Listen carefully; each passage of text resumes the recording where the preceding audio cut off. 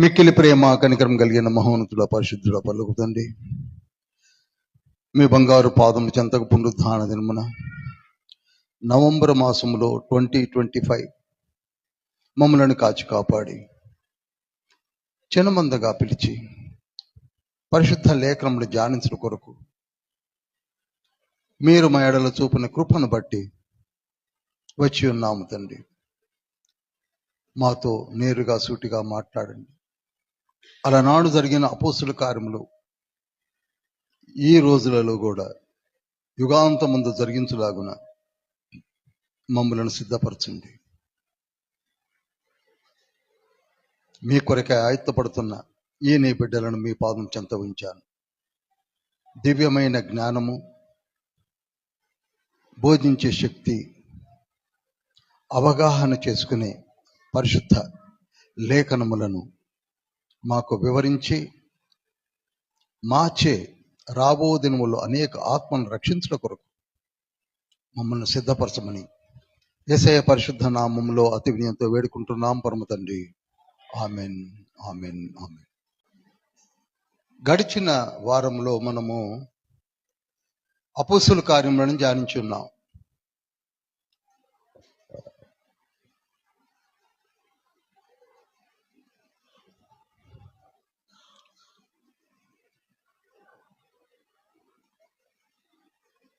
నేను మరలా మీకు చెప్తున్నాను, బైబిల్ స్టడీలో అతి ప్రాముఖ్యమైనటువంటి కొత్త నిబంధన పుస్తకములలో ఒక పుస్తకము అపోస్తుల కార్యములు. ఈ రోజులలో అవసరమైన పుస్తకము కూడా అపోస్తుల కార్యములు.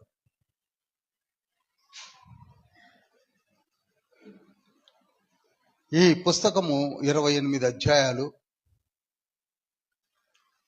28 సంవత్సరాల చరిత్ర.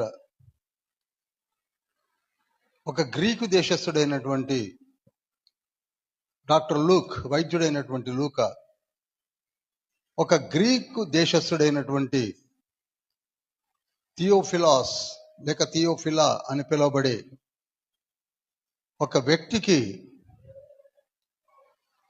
తాను లిఖించి గ్రీసు దేశములో ఈ జ్ఞానమును అందించాలని దేవునికి చిత్తమై ఉన్నదని మనం గ్రహించవచ్చు. మీకు బాగా తెలుసు, ఆ రోజులలో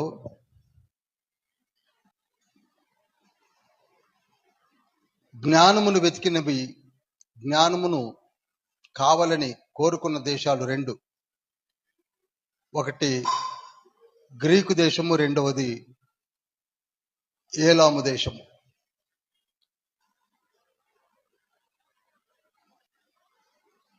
ప్రపంచమంతటిలో కూడా ఈ రెండు దేశాలు ఎక్కువగా జ్ఞానము కొరకు అర్రులు చాచినటువంటి దేశములు. అందులో ప్రముఖమైనది గ్రీకు దేశము అని చెప్పవచ్చు.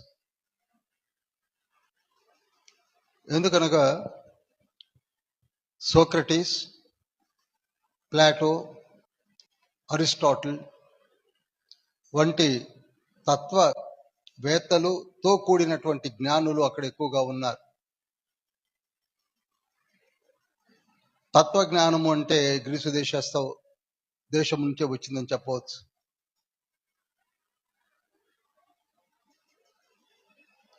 అలెగ్జాండర్ తండ్రి అయిన ఫిలిప్పు ఒక గ్రేట్ అడ్మైరర్.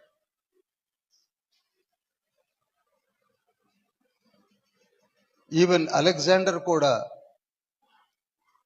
తత్వజ్ఞానమును కావాలని ఆకర్షించబడిన యవనస్తుడే చెప్పవచ్చు. అంతదాకా ఎందుకు, 1 కొరింథీ పత్రిక 1వ అధ్యాయం 22వ వచనంలో ఉంటుంది, గ్రీసు దేశస్థులు జ్ఞానమును వెతుకుతున్నారు, యూదులు సూచన క్రియలను కోరుకుంటున్నారు. ఈ రోజులలో మన గురించి బాగా ఆలోచించండి. మనము కూడా అంతే కదా, సూచన క్రియల కొరకే మీటింగ్స్కి పెడుతున్నాం. స్వస్థత కూడికలు అనండి, బండ్లు కట్టుకొని వస్తారు.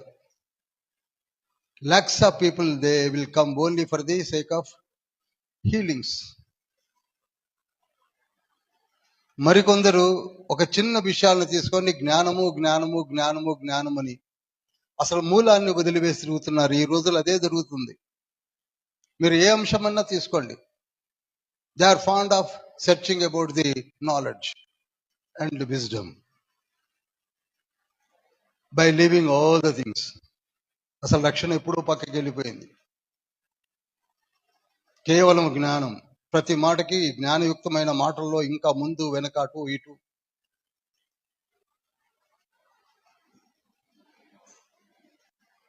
అయితే ఈ జ్ఞానమును గురించి, సూచనల గురించి వింత పోకడలు బయలుదేరాయి. వీటిని గురించి వివరంగా చెప్తూ కావలసింది అది కాదు, కావలసింది క్రిస్టాలజీకి కావలసింది ఎస్కటాలజీ.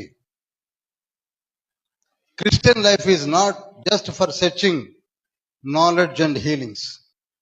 క్రైస్తవుడైన వెంటనే నాకు కావలసింది జ్ఞానము జ్ఞానము.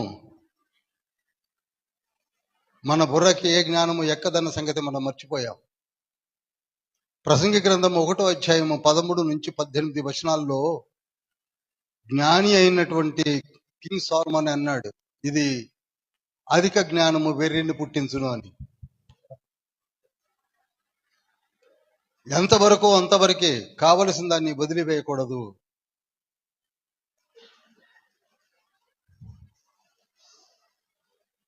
ఆ రోజులలో కేవలము జ్ఞానాన్ని వెతికారు. ఈ రోజులలో కూడా అదే జ్ఞానము, అదే సూచనల కొరకు తిరుగుతున్నాము. వాటికి కొత్త కొత్త టైటిల్స్ పెట్టుకొని, తైలాభిషేకం అని, మీకు తెలుసు, నేను వేరుగా చెప్పనవసరం లేదు, అనేక టైటిల్స్ పెట్టుకొని వాటిలోనికి కొన్ని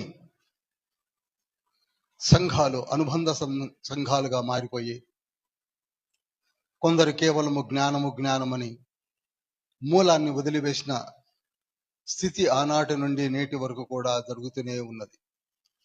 అందుకే 1 కొరింథీ పత్రిక 1వ అధ్యాయం 18వ వచనంలో పరిశుద్ధుడైనటువంటి పౌలు ఒక మాట అంటాడు. అది ఏమిటనగా, చదువుతారా? సిలువను గూర్చిన వార్త నశించుచున్న వారికి వెర్రితనము గాని రక్షింపబడుచున్న మనకు దేవుని శక్తి. వెరీ క్లియర్ గా చెప్తున్నాడు. సిలువను గూర్చిన వార్తను మర్చిపోయారు. ఈ రోజులలో గాని ఆ రోజులలో గాని ఎప్పుడు చెప్పినా సిలువ, యేసు, రక్తము, రక్షణ అని చెప్పినప్పుడు అది వెర్రితనంగా ఉంది. రక్షణకు మూలమైనటువంటి మాటలు వెర్రితనముగా ఉన్నాయి అని మొదలుపెట్టిన 18వ వచనంలో మొదలుపెట్టి 22వ వచనానికి వచ్చేసరికి యూదులు సూచన క్రియలు అడుగుతున్నారు, గ్రీసు దేశస్థులు జ్ఞానమును వెతుకుతున్నారు అని 24వ వచనంలోనికి వచ్చేసరికి సమస్త జ్ఞానములకు మూలమైన యేసుక్రీస్తు ప్రభువును వదిలివేశారు అని చెప్తాడు. చాలా చక్కగా వివరిస్తూ వస్తాడు. నీకు ఏది కావాలో, if you want any healing, యేసయ్యే. If you want knowledge, Jesus. ఎందుకనగా ఆయన ఎవరు? దేవుని ప్రతిరూపమై ఉన్నాడు. దేవుని ప్రతిరూపమై ఉన్నాడు. కొలస్సీ పత్రిక 2వ అధ్యాయం 2వ వచనంలో కూడా ఏమని ఉంటుంది? 4వ లైన్లో ఏమని ఉంటుంది? దేవుని మర్మమైన క్రీస్తును గూర్చి స్పష్టముగా తెలుసుకున్న వారై అని మొదలు పెడతాడు. If you want knowledge, let you know about the Christ. నీకు నాలెడ్జ్ కావాలా? క్రీస్తుని తెలుసుకో స్పష్టంగా. సూచనలు కావాలా? ప్రభువే ఇస్తాడు. మరలా అక్కడ అలానే మొదలు పెట్టాడు. 2వ అధ్యాయం 2వ వచనంలో మొదలుపెట్టి 3వ వచనంలోనే అంటాడు. ఏమని అంటున్నాడు అక్కడ? 2:3లోనే, బుద్ధి జ్ఞానముల సర్వ సంపదలు ఆయన యందే గుప్తములై ఉన్నవి. చాలుగా, బుద్ధి జ్ఞానాలన్నీ ఆయనలో గుప్తములై ఉన్నవి. We have totally forgotten about this Jesus. వెంటనే 8వ వచనంలో అంటాడు, వీటిని వదిలివేసి తత్వ జ్ఞానముల వెంట మనం వెళ్ళిపోతున్నాము అన్నాడు. అత్తికి కుత్తికి రాని తత్వ జ్ఞానాలకు వెంట పడుతున్నాం. అక్కడికి ఆకుండా 9వ వచనంలో అంటాడు, దేవత్వము యొక్క సర్వ పరిపూర్ణత శరీరముగా క్రీస్తునందు నివసించుచున్నది. ఇలా మీరు కంటిన్యూగా చదువుకుంటూ పోతే అసలు యేసయ్య తెలిసిపోతాడండి. We have to read the Bible well. స్పష్టంగా తెలుసుకుంటే ఏమవుతుంది, స్పష్టంగా తెలుసుకుంటే ఏమవుతుంది, మొత్తం చెప్పుకుంటూ వస్తున్నాడు. సమస్తమునకు మూలాధారం ఆయనే. 16వ వచనంలో అంటాడు, విశ్రాంతి దినములు కావచ్చు, పండగ అమావాస్య దినములు కావచ్చు, మరి ఏదైనాను కావచ్చు, దానికి ఎవరు ప్రభు అనగా యేసుక్రీస్తు ప్రభువారు. అంత కంటిన్యూగానే ఉంది సబ్జెక్టు. మనమేమో అక్కడక్కడ కొన్ని ఏరుకొని ఆ ముక్కలు అర్థం కాకుండా ఇంటర్ప్రెట్ చేసుకుంటూ పోతున్నాం. నేను చెప్తున్నది ఏమిటనగా, యేసుక్రీస్తు ప్రభువారు చనిపోయి పునరుద్ధానుడైన తర్వాత 40 దినములు వారికి అగుపడుచు, ఎన్ని దినాలండి? 40 దినములు వారికి అగుపడుచు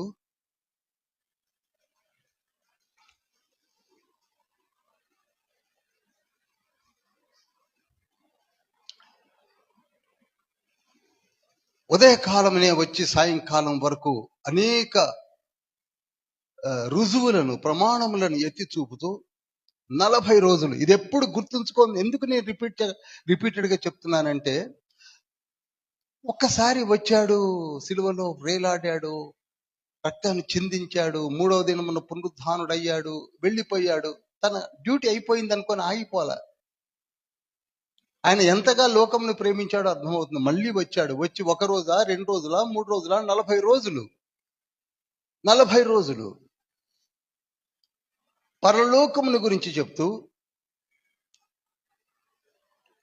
ఇక్కడ ఆ పరలోకము యొక్క మాన్యువల్, పరలోకంలో గవర్నమెంట్ ఉంది, పరలోకపు గవర్నమెంట్ ఉంది, దానికి సంబంధించినటువంటి మాన్యువల్ పరిశుద్ధ బైబిల్ గ్రంథం ఉంది. Every government will have manual.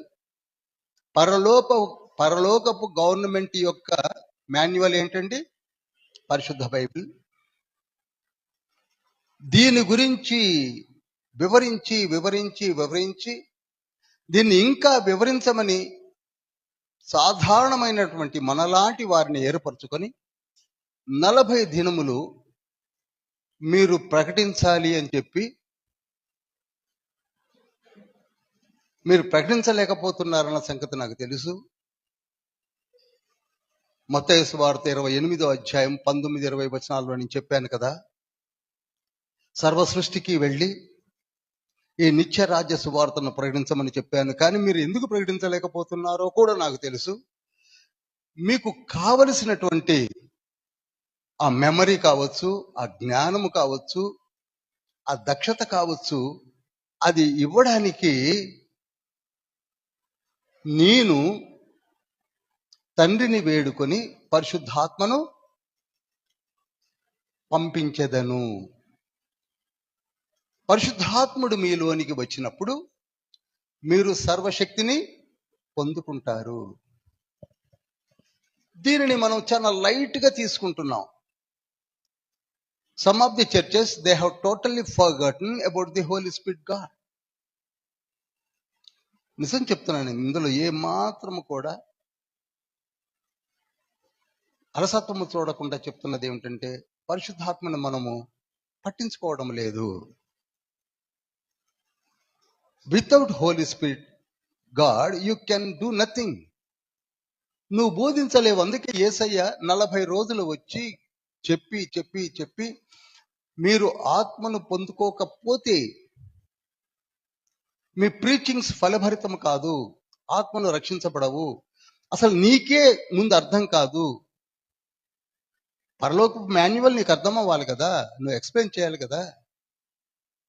A lawyer cannot argue in the court without having code of discipline. ఒక లాయరు కోర్టులోకి వెళుతున్నాడంటే అతనికి కోడ్ ఆఫ్ డిసిప్లిన్ పర్ఫెక్ట్ గా తెలిసి ఉండాలి కదా. అలానే నువ్వు బోధించడానికి వెళుతున్నప్పుడు పరిశుద్ధ జ్ఞానము నీకు ఉండాలి కదా. ఈ జ్ఞానము నీకు ఉండాలి అంటే బోధించే బోధకుడు కావాలి కదా. ఆ బోధకుడు ఎవరో కాదు, ఎవరండి? పరిశుద్ధాత్మ తండ్రి. 1 కొరింథీ పత్రిక 2:10-13 ఉంటుంది. 10-13 ఉంటుంది. కనుక మీరు పరిశుద్ధాత్మ తండ్రిని నేను పంపిస్తాను. అది కూడా ఫ్రీ, చూడండి, అది కూడా ఫ్రీ, నేనే పంపిస్తాను. You have to do. మీరు చేయవలసింది ఏమిటంటే మీరు ప్రార్థన చేయండి, రిసీవ్ చేసుకోండి. That's all. మన ఇంటికి అతిథి వస్తున్నాడంటే మనమే రిసీవ్ చేసుకోవాలి. అలా రిసీవ్ చేసుకోండి, అంతే. ఆయన మీలోనికి వచ్చినప్పుడు అని 8వ వచనం మొదలుపెట్టాడు. 8, 9 వచనాల్లో, 10 వచనాల్లో ఆయన మీలోనికి వచ్చినప్పుడు మీరు సర్వసత్యములోనికి వెళతారు కనుక మీరు అప్పుడు కేవలం యూదయ, సమరయ, ఈ చుట్టుపక్కల దేశాల్లోనే కాక భూదిగంతముల వరకు నాకు సాక్షులై ఉంటారని చెప్పాడు. ఈనాడు మనతో కూడా అవే మాటలు మాట్లాడుతున్నాడు. పోయిన వారము కూడా అవే మాటలు మనము ధ్యానించాం. సరిగ్గా 2వ అధ్యాయంలోనికి వచ్చేసరికి ఇంచుమించు 120 మంది ఒక చోట కూర్చొని ప్రార్థించి పరిశుద్ధాత్మను పొందుకోవడం కూడా మనము చూశాము, ధ్యానించాము.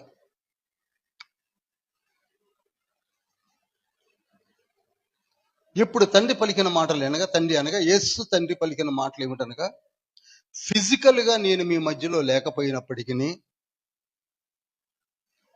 మీరు ఇప్పుడు పరిశుద్ధాత్మ తండ్రి యొక్క సహాయముతో మీరు ప్రకటిస్తారు, బోధిస్తారు అని చెప్పాడు. అదే జరిగింది. పరిశుద్ధాత్మ తండ్రి వచ్చుట, వారు నోరు విప్పి అన్య భాషలతో ఆయా ప్రాంతముల నుండి ఆయా దేశములలో జీవించి తిరిగి వచ్చినటువంటి వారితో మాట్లాడడం మనం చూశాం. ఈనాడు కూడా ఆత్మపూర్ణులే సేవ చేసే దైవజనులు ఎందరో ఉన్నారు, చేస్తున్నారు. వారిని క్రిటిసైజ్ చేస్తూ వారిని ఆటంకపరిచేది ఎవరో తెలుసా? మతము. ఏంటంటే అది మతము. అసలు నిత్య రాజ్య సువార్తకు విరోధులు ఎవరో తెలుసా? మతము. దానికి ఒక అందమైన పేరు పెట్టాము, రిలీజియన్ అని. మనము కూడా క్రిస్టియన్ మతం అని పెట్టాం. 1517లో మార్టిన్ లూథర్ తన ప్రాణ త్యాగముతో సైతము లెక్క చేయకుండా చేసినటువంటి అంత గొప్ప ఆ రెవల్యూషన్ని ఈనాడు మనము ఒక 5,000 పైచిలుకు సంఘాలుగా ఏర్పడి దానికి మతము అనుబంధ సంస్థలని ఒక డిజిగ్నేషన్ స్టైల్ ఇచ్చి ఒకరికి పొసగకుండగా ఈనాడు the quarrel is only in between churches. ఆ చర్చ్ అంటే ఈ చర్చికి పడదు, ఈ చర్చ్ అంటే ఆ చర్చికి పడదు. అందుకే లూకాసు వార్త 18వ అధ్యాయం 8వ వచనంలో ఉంటుంది, మనిషి కుమారుడు మధ్య ఆకాశమునకు వచ్చినప్పుడు విశ్వాసమును కనుగొనునా? Question mark. అనగా నేను సెకండ్ కమింగ్ వచ్చేసరికి ఈ ప్రపంచం ఎలా ఉంటుందంటే ఒకరిని ఒకళ్ళు కత్తులు లేకుండా దూసుకుంటూ ఉంటారు. అది హోప్లెస్ చర్చ్ అండి, ఈ చర్చ్ వేస్ట్ అండి, ఆయనకి జ్ఞానం లేదండి, ఈయనకు అది లేదండి అనుకుంటూ ఉంటారు. విశ్వాసాన్ని వదిలివేస్తారు.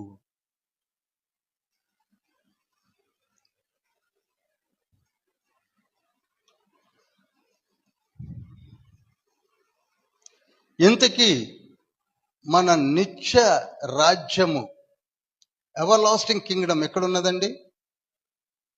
మాట్లాడేది ఎవరి ద్వారాలో వాళ్ళు ఉన్నారు. ఎక్కడున్నదండి? పరలోకమందు ఉన్నది. మన హెడ్ క్వార్టర్స్ పరలోకం అండి, ఇక్కడ లేదు. మన హెడ్ క్వార్టర్స్ ఎక్కడున్నది? The head quarters of the heavenly Kingdom is in the haven. మనమందరము కూడా ఆయన యొక్క యాజక రారాజులుగా, సువార్థికులుగా, ఇవాంజలిస్టులుగా, కాపరులుగా ఇక్కడ మనము పనిచేస్తున్నాం. అయితే మనం ఏం చేస్తున్నామంటే మత్తయి సువార్త 23వ అధ్యాయము 13 నుండి 14 వచనాలు చాలు.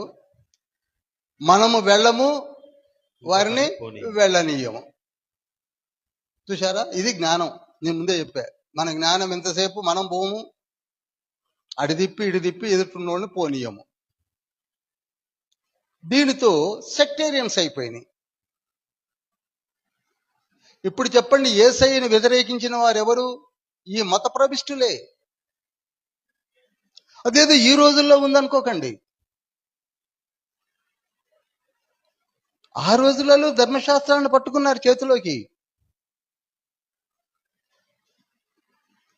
ఈ రోజులలో మనం బైబిల్ పట్టుకున్నాం.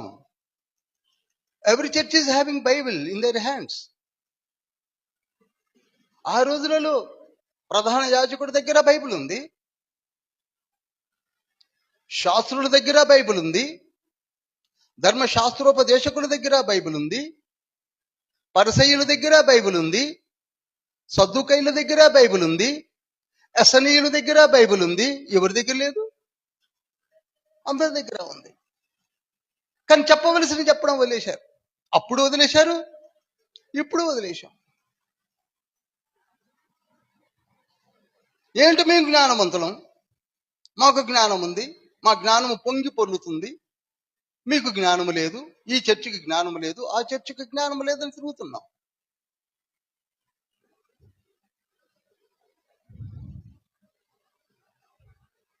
ఎవరైనా మీలాంటి వారు బోధించడానికి ముందుగా వెళ్ళి చక్కగా పరిశుద్ధ బైబిల్ గ్రంథంను పట్టుకొని బోధించడం మొదలుపెట్టి నిష్కర్షగా, మంచి మాట ఇది, నిష్కర్షగా, without hesitation, without fear, with determination heavenly manual ని పట్టుకొని చెప్పుతుంటే ఏమంటున్నారో తెలుసా? పిచ్చివాడు అంటున్నారు. ఏమంటున్నారండి? అపోస్తుల కార్యములు 24వ అధ్యాయం 5వ వచనం పెద్దగా చదవండి. ఈ మనుష్యుడు పీడ వంటి వాడును. ఆగండి, ఈ మాటకే మనకు బుర్రలు పోయినాయి కదా. పౌలు ఎటువంటి వాడట? పీడ వంటి వాడు. అది ఇక చెప్పండి మరి. ఇప్పుడు చెప్పండి. ఇది 4th జర్నీ అండి. పాపం ఉపవాస ప్రార్థనలు ఉండి ఏడ్చి కన్నీరు గార్చి నేటివ్ ప్లస్ స్టార్స్ ఎప్పుడో వదిలిపెట్టి ఒక ధనవంతుడై ఉండి రోమన్ సిటిజన్షిప్ కలిగి అవన్నీ మనకుంటే అసలు మనం అందరిని వచ్చి ముందు నా దగ్గర సాష్టాంగపడమని అనేవాళ్ళం. అన్ని వదిలిపెట్టి ఎక్కడ రోమ్, ఎక్కడ కొలసి, ఎక్కడ కొరింథీ, ఎక్కడ గ్రీకు, ఎక్కడ మాసిదోనియా, ఎక్కడ తెస్సలోనిక, ఎక్కడ గలతీ తిరిగి పత్రికలు రాసి సేవ చేస్తున్న వాడట. వీరికి ఎట్లా కనపడుతున్నాడు ఇప్పుడు? పీడ వంటి వాడట. చదవండి పాస్టర్ గారు. ఈ మనుష్యుడు పీడ వంటి వాడును, భూలోకమందున్న సకలమైన యూదులను కలహమునకు రేపువాడును. చాలు, యూదులకు కలహాన్ని రేపుతున్నాడట. ఎందుకని? సున్నతితో పెద్ద అవసరం లేదు నాయన అన్నందుకు.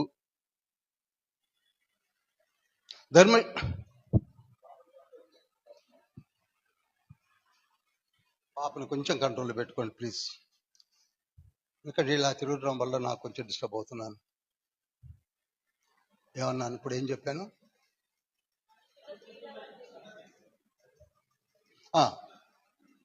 సున్నతి is not at all criteria. ఆ రోజులలో ధర్మశాస్త్రం పట్టుకొని ఒక సున్నతి చేసుకుంటే చాలు, డైరెక్ట్ గా పరలోకం వెళ్ళిపోవచ్చు అని చెప్తున్నారు. సున్నతి వలన పరలోకం ఏమి రాదు నాయన.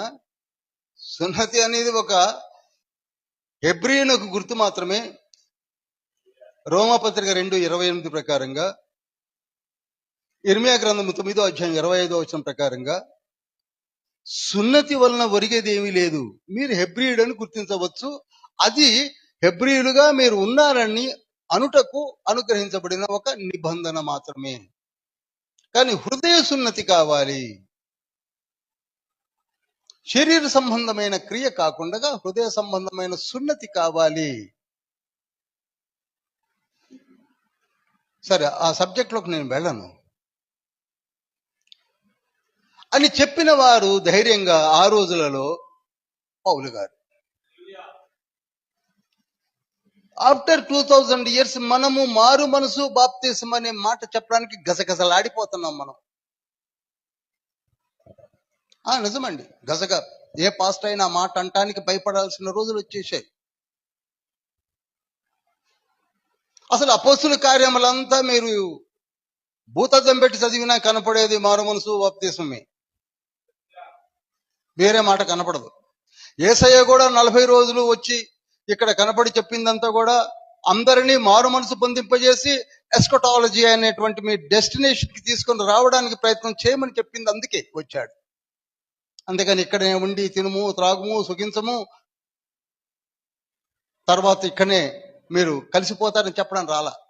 You people are having heavenly kingdom. అందుకే నజరేయుల భేదమునకు అని ఉంటుంది కదండి, ఏమనుంది? నజరేయుల మతభేదమునకు నాయకుడినై ఉన్నట్టు చూసారా, నేను కనుగొన్నాను. నజరేయుల మత భేదమునకు నాయకుడే ఉన్నట్టుగా కనబడుతున్నది అన్నాడు అని ఎలిగేషన్ రైజ్ చేశారు. ఈ రోజుల్లో మన దగ్గర కూడా అంతే కదా. మనలాగా యథార్థంగా వచ్చి మారు మనసు పొందండి, బాప్తిసం తీసుకోండి, పరలోక రాజ్యం ఉన్నది, మనకొక హెవెన్లీ మాన్యువల్ ఉన్నది, మన చేతిలో ఉన్నది అని చెప్తే ఎవరు పట్టించుకుంటున్నారు? 44 పుస్తకాలు కంట తడి ఆరిపోయేట్టుగా చెప్తూ వస్తున్నాను. ప్రతి పుస్తకంలో మారు మనసు గురించే చెప్పాను. నేను ఈ జ్ఞానముల గురించి నేను పెద్దగా పట్టించుకోను. 200 రెఫరెన్స్ నీకు వచ్చిన పరలోక రాజ్యానికి రావు. ఒక పుస్తకాన్ని కంఠస్థం పట్టిన పరలోక రాజ్యానికి రావు. Unless you should have salvation. రక్షణ కావాలి, రక్షణ కావాలి. మానవులకు కావలసింది రక్షణ. అది చెప్పడానికి 28 అధ్యాయాలు తండ్రి కేటాయించాడు.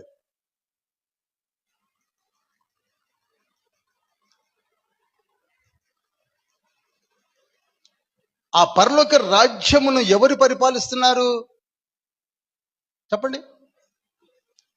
క్రీస్తు యేసే కదా. 103వ కీర్తన 19వ వచనము, యెహోవా ఆకాశమందు తన సింహాసనమును స్థిరపరిచి ఉన్నాడు, ఆయన అన్నిటి మీద రాజ్యపాలన చేయిస్తున్నాడు.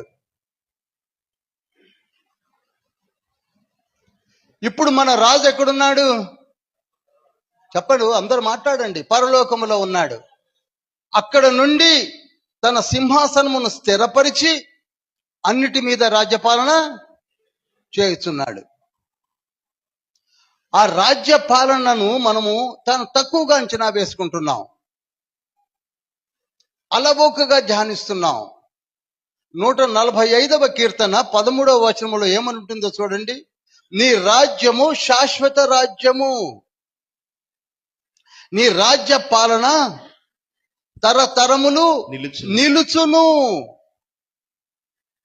ఏదో సింహాసనం వేసుకొని అక్కడ కూర్చున్నాడు అని మనం అనుకుంటవుతున్నాం. అది తరతరములు నిలిచే రాజ్యం అండి, మన గవర్నమెంట్స్ లా కాదు. నేను మొన్ననే ప్రకటన గ్రంథంలో చెప్పాను, ఈ 197 దేశాల రాజ్యాలన్నీ పక్కకి వెళ్ళిపోయి చివరికి దశరాజ్య కూటమి కొరకు ఎదురు చూసే రోజులు ఇవి.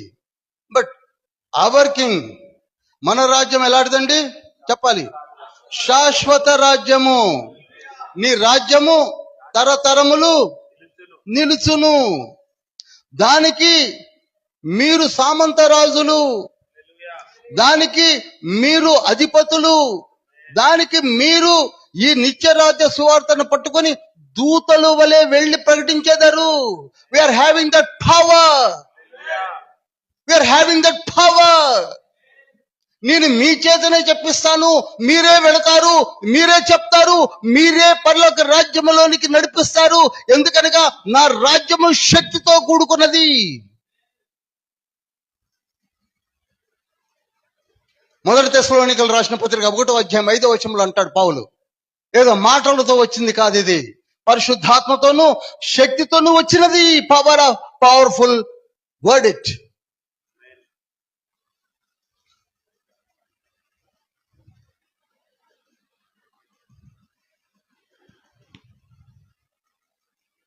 ఒకవేళ ఎవరైనా సరే ఈ సువార్తను ఆటంకపరచాలని చూస్తే వారే పాడైపోతారు.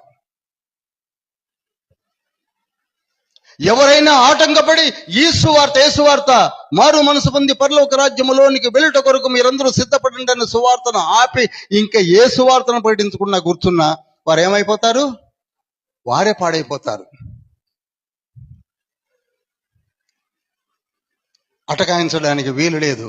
ఎందుకనగా అది నిత్య రాజ్య సువార్త. యెషయా గ్రంథము 9వ అధ్యాయము 6-7 వచనాలు చదువుతారా? ఎలయనగా మనకు శిశువు పుట్టెను, మనకు కుమారుడు అనుగ్రహింపబడెను, ఆయన భుజము మీద రాజ్యభారముండును. ఆశ్చర్యకరుడు, ఆలోచనకర్త, బలవంతుడైన దేవుడు, నిత్యుడగు తండ్రి, సమాధానకర్తయగు అధిపతి అని అతనికి పేరు పెట్టబడును.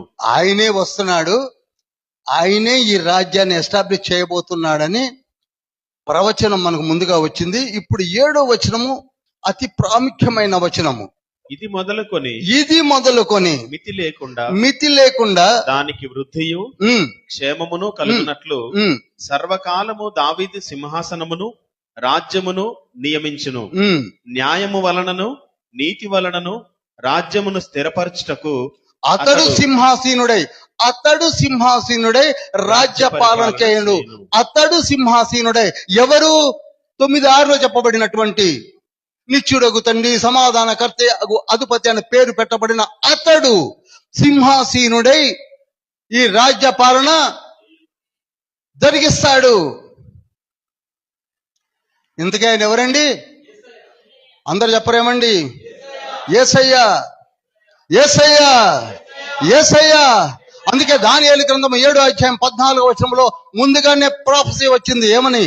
సకల జనులు, ఆయా రాష్ట్రములలో ఉన్నవారు, ఆయా భాషలు మాట్లాడువారు అందరూ ఆయనను సేవించినట్లు, ఆ ప్రభుత్వములో పాలుపంతులు పొందుకున్నట్లు ఆధిపత్యము ఆయనకి ఇయ్యబడెను.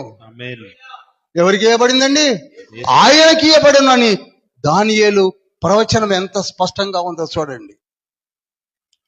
ఆయన ప్రభుత్వము శాశ్వతమైనది, అదెన్నటికీ తొలగిపోదు. యుగ యుగాంతము వరకును రాజ్యము ఏలుదురు. ఎవరు? మనమండి. మనం ఇంత గొప్ప సాక్షి సమూహంగా లేవవలసిన మనము ఎక్కడున్నామనగా, జ్ఞానమని ఒక చిన్న ముక్క, సూచనలు, వీఆర్ వేస్టింగ్ అవర్ టైం. మన చేతిలో మాన్యువల్ ఉంది, కానీ దాన్ని చదవం.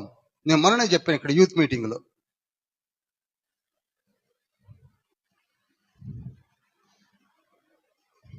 ఇప్పుడు చెప్పండి, మనలను ఇంత చక్కటి సువార్తను ప్రకటించకుండా అబ్స్ట్రక్ట్ చేసేవారెవరు?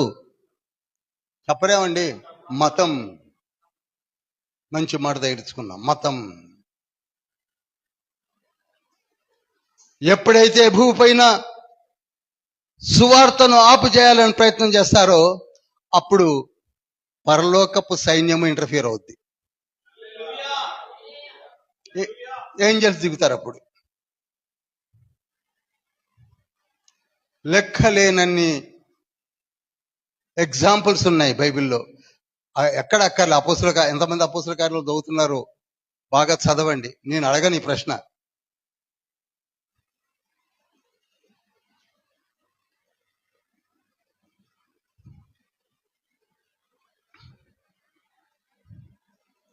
ఏంజల్స్ దిగుతారు. ఏంజల్స్ దిగి ఎవరైతే అబ్స్ట్రక్ట్ చేస్తున్నారో అడ్రస్ లేకుండా పోతారని నేను చెప్తున్నాను.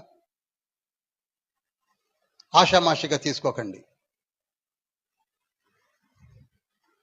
అపోస్తుల కార్యములు 5వ అధ్యాయము 18 నుంచి 20 వచనాల తర్వాత చదవండి, నోట్ చేసి. అపోస్తుల కార్యములు 5వ అధ్యాయం 18 నుంచి 20 వచనాల్లో ఈ సువార్తను ప్రకటిస్తున్న అపోస్తులను బలాత్కారముగా పట్టుకొని చెరసాల్లో వేస్తే ప్రభువు దూత వచ్చి ఆ చెరసాల తాళం చెవులను తెరిచి బయటికి రప్పించి సువార్తను ప్రకటించమని చెప్పి మరీ వెళ్ళారు. హల్లెలూయా. Nobody will stop the messages. Messenger అంటే ఏమనుకుంటున్నారు? మన మధ్యలో బోధించే వారు ఏమనుకుంటున్నారు? They are not ordinary messengers.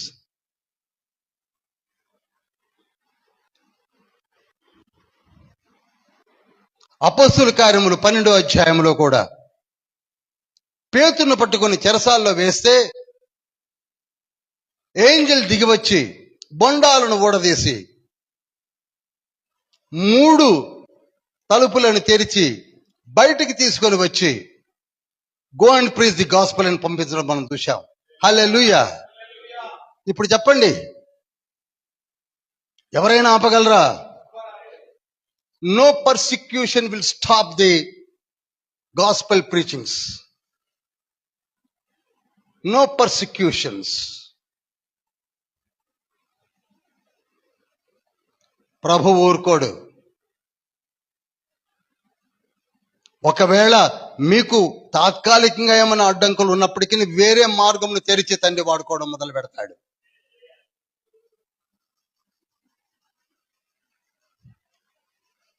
మీకు మాట చెప్పాలా? నేను ఇలా బైబిల్ స్టడీస్ బయట కండక్ట్ చేస్తున్నాను. నా శిష్యులకు చాలా మంది తెలుసు. చర్చి పేరు చెప్పను, రికార్డ్ అవుతుంది కనుక.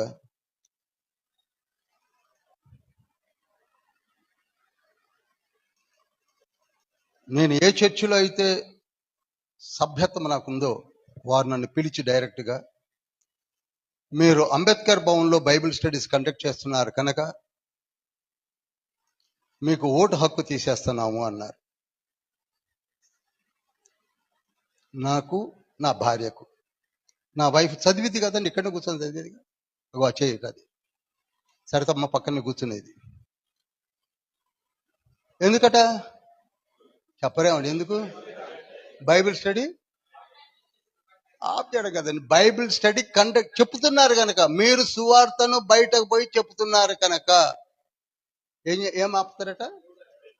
సరే, నా సంగతి అలా ఉంచండి.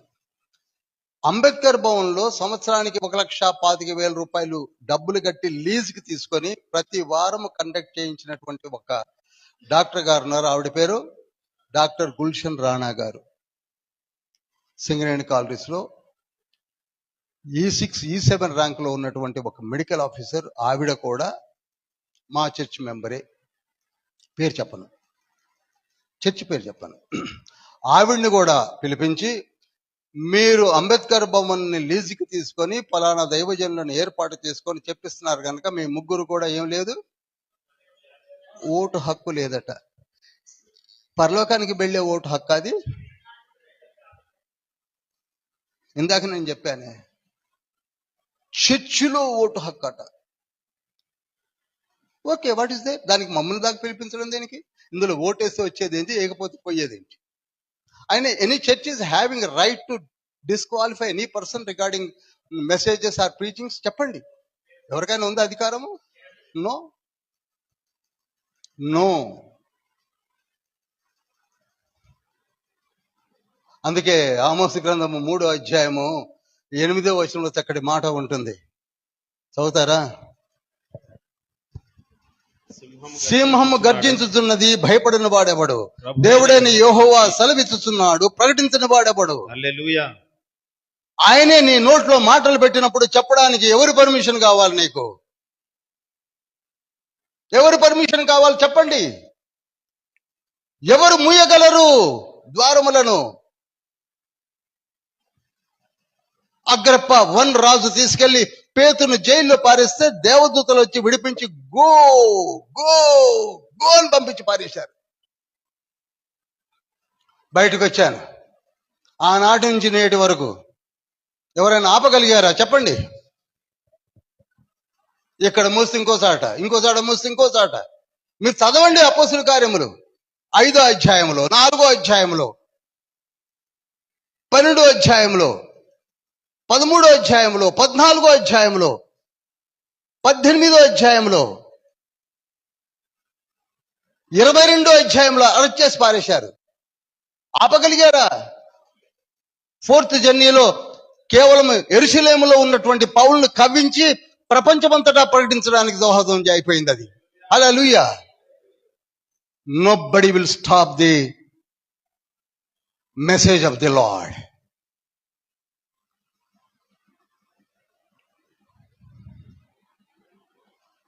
అపోస్తలులకు హింస ఎక్కడి నుంచి వచ్చింది అనుకుంటున్నారు? మతము నుండి. మాట్లాడితే ధర్మశాస్త్రం తీయడం, ఆజ్ఞలు అంటారు, కట్టడలు అంటాడు, విధులు అంటాడు, ఏదో అంటారు. మన దగ్గరలో కూడా కామ ఎక్కడుందండి? బా ఏమి జ్ఞానం అండి! కామ, ఇన్వర్టెడ్ కామాస్ ఎక్కడున్నాయండి? సెమికోలన్ ఎక్కడుందండి? ఏం రీసెర్చ్ స్కాలర్స్ అండి.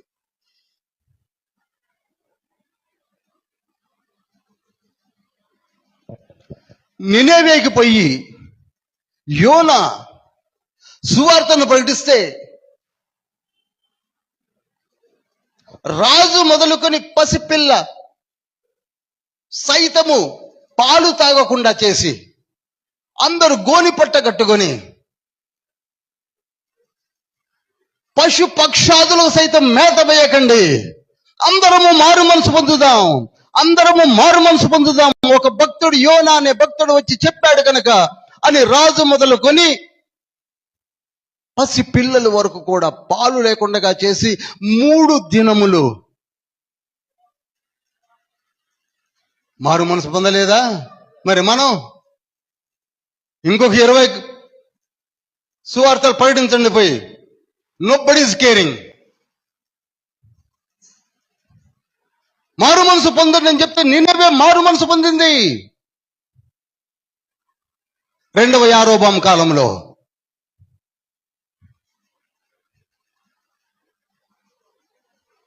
ఈనాడు అదే సువార్తను మనం నెగ్లెక్ట్ చేసి సంవత్సరాలు గడుపుకుంటున్నాం. ఇంకొక నెలలో కొత్త 7 మొదలు పెట్టిన పాట పాడతాం. మారు మనసు గురించి ఆలోచిస్తున్నామా? నో. ఎందుకండి? చివరికి నువ్వు ఎక్కడికి వెళతావో తెలిసి కూడా, తెలియని వాళ్ళ గురించి మాట్లాడలేదు, తెలిసి కూడా you know pretty well one day we have to give answer to the lord. ఒకరోజు నువ్వు చెప్పాలి.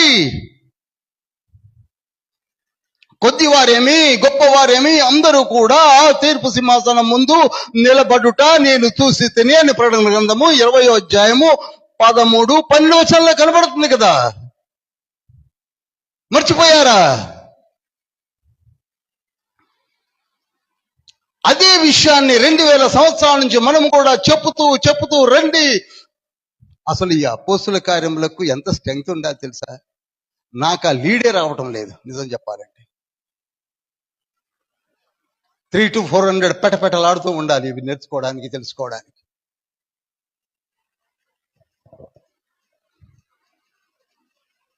బలహీనమైన మనస్తత్వము, బలహీనమైనటువంటి స్థితిగతులు, బలహీనమైనటువంటి జీవిత విధానాన్ని మనం అలవర్చుకున్నాం. బైబిల్ చదవడం కూడా చాలా బలహీనము, ప్రార్థన ఇంకా బలహీనము, మాటలు అబ్బో ఏమీ తెలియదు. అన్నీ తెలిసిన వాళ్ళు కూడా అలా మాట్లాడరు. పౌలు గారికి కూడా చెప్పగలం మనం.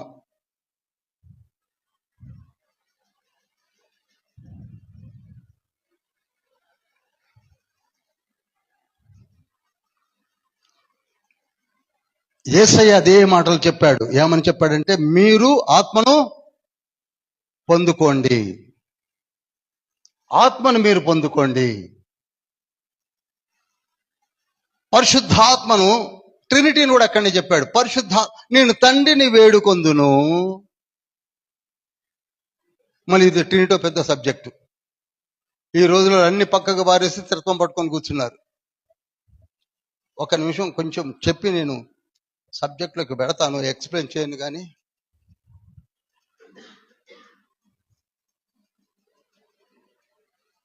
ఇందులో ఏవి పడతాయో పడవో మరి చాలా ఉన్నాయి.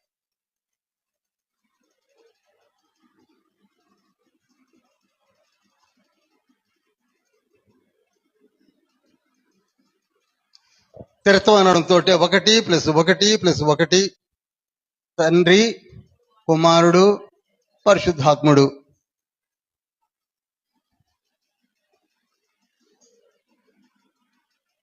ముగ్గురు ఉన్నారని చెప్పుకుంటున్నారు. వింటలేదా మీరు? చెప్పరు, వింటున్నారు. మనకి ముగ్గురు దేవుళ్ళు లేరు, ఒక్కడే ఉన్నాడు, ముగ్గురుగా కనపడుతున్నారు అని అన్నారు. ఓకే, లేదు అలా కాదు, 1:1:1 అన్నారు. ఇది మీరు విన్నారా?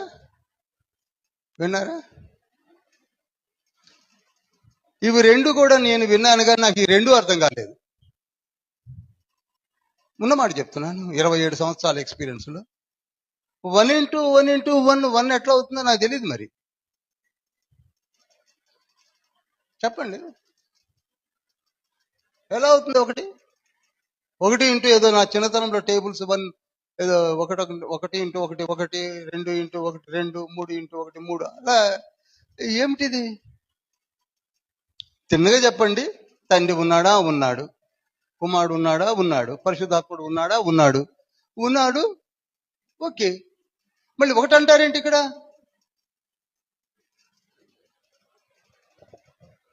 అది మీకు అర్థం కాదులే అన్నారు. మరి కొందరైతే ఒక అడుగు ముందుకేసి, నువ్వు పరలోకంలోకి వెళ్ళినప్పుడు ఆ తీర్పు సింహాసనం ముందు నిలబడ్డప్పుడు నీకు అర్థమైంది. మరి అప్పుడు అర్థమయ్యే కాడికి ఇప్పుడు మరి మీరందరూ ఎందుకు బట్టలు చింపుకుంటున్నారు?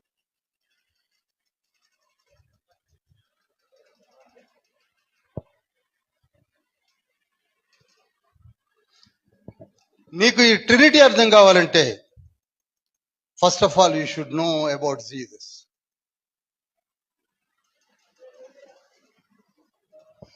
మూలమైన వ్యక్తిని గురించి తెలుసుకోండి. ఎప్పుడైనా నాకు తండ్రి పర్మిషన్ ఇచ్చి ఇదే చర్చిలో ట్రినిటీ గురించి రిట్రీట్ పెడితే ఖచ్చితంగా చెప్తాను మీకు.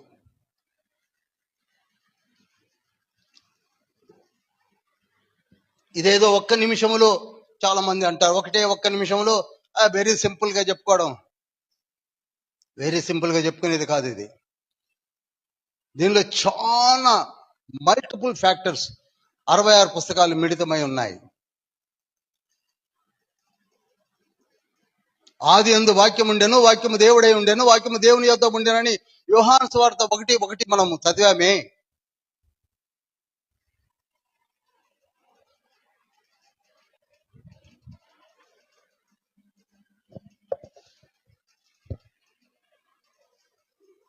ఆది యందు వాక్యం ఉండెను.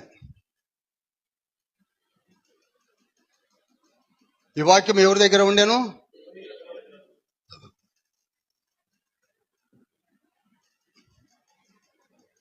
దేవుని యొద్ద ఉండెను.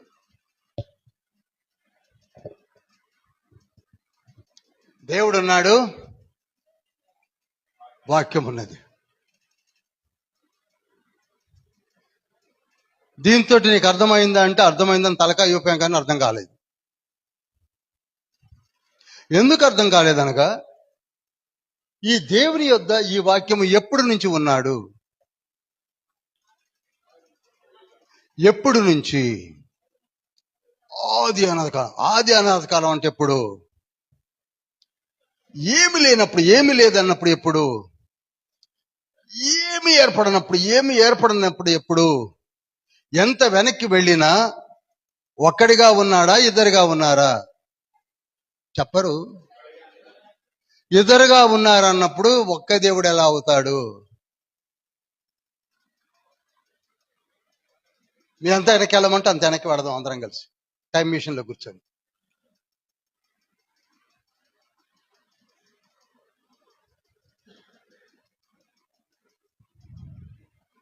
ఈ త్రిత్వం యొక్క అర్థం తెలవాలి అంటే ఇక్కడి నుంచి రావాలి. ఒక్కడై ఉన్న దేవుని పక్కన ఈ వాక్యమైన దేవుడు ఎప్పుడు చాగాడు. ఇది గొడవ, ఇది గొడవ. అది వదిలేశారు మీరు.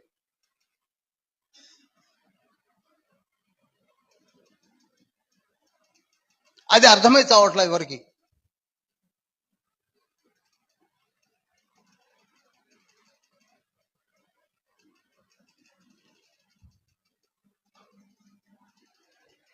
సరే, దీనిని తెలుసుకోవాలంటే మనకెవరు కావాలి? పరిశుద్ధాత్మని యొక్క సహాయముతో యేసయ్యను గురించి తెలుసుకోవాలి.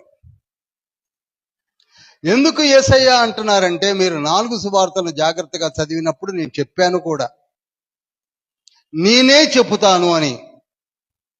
విన్నారా మీరు? దేవుని గురించి ఎవరు చెప్తారన్నారు? నేను. పరిశుద్ధాత్ముడు కాదు, యేసయ్య. యోహాను సువార్త 1:18 అన్నాడు, నేనే చెప్పుతాను. ఎవరి గురించట? ఆదియందు దేవుడున్నాడే, ఆ దేవుని గురించి ఎవరు చెప్తారట? యేసయ్య నేను చెప్తాను అంటున్నాడు. మత్తయి సువార్త 11:27 కూడా అంటున్నాడు, నేనే చెప్పుతాను అంటున్నాడు. లూకా సువార్త 10:22 కూడా నేనే చెప్పుతాను అంటున్నాడు. నేనే చెప్పుతాను. ఎవరు చెప్తారట? చెప్పరేమండి. నీకు ట్రినిటీ కావాలంటే ఎవరు చెప్తారట? యేసయ్య చెప్తానంటున్నాడు. మనం యేసయ్యని పక్కా జరిపేశాం. ఇక ఆయన మీదనే ఎందుకులేండి ఇక ఇప్పుడు సబ్ టైటిల్స్, టైటిల్స్, ట్యాక్స్ అర్థం కాక. ఎవరి గురించి అయితే స్పష్టముగా మీరు తెలుసుకున్న వారై, యెహోవా తండ్రి మర్మమైన క్రీస్తుని గూర్చి మీరు స్పష్టముగా తెలుసుకున్న వారై అన్న పదాన్ని మనం వదిలేశాం.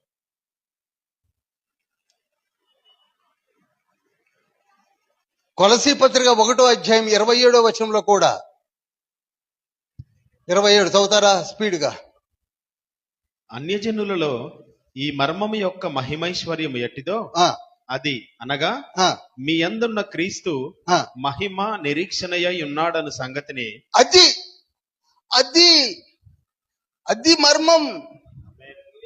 అది మర్మం వదిలేసాం మనం. అసలు ఇక్కడ క్రీస్తు క్రీస్తు క్రీస్తు అన్న ఎందుకు మెన్షన్ చేయవలసి వస్తుంది? మీరు ఒకసారి కొలసీ పత్రికను బాగా చదవండి. ఎన్నిసార్లు క్రీస్తు అని ఉంది, ఎన్నిసార్లు యేసు అని ఉంది చదవండి మీరు. వై ద వర్డ్ క్రైస్ట్ అని, ద వర్డ్ జీసస్ అని సపరేట్ గా రాయవలసి వస్తుంది?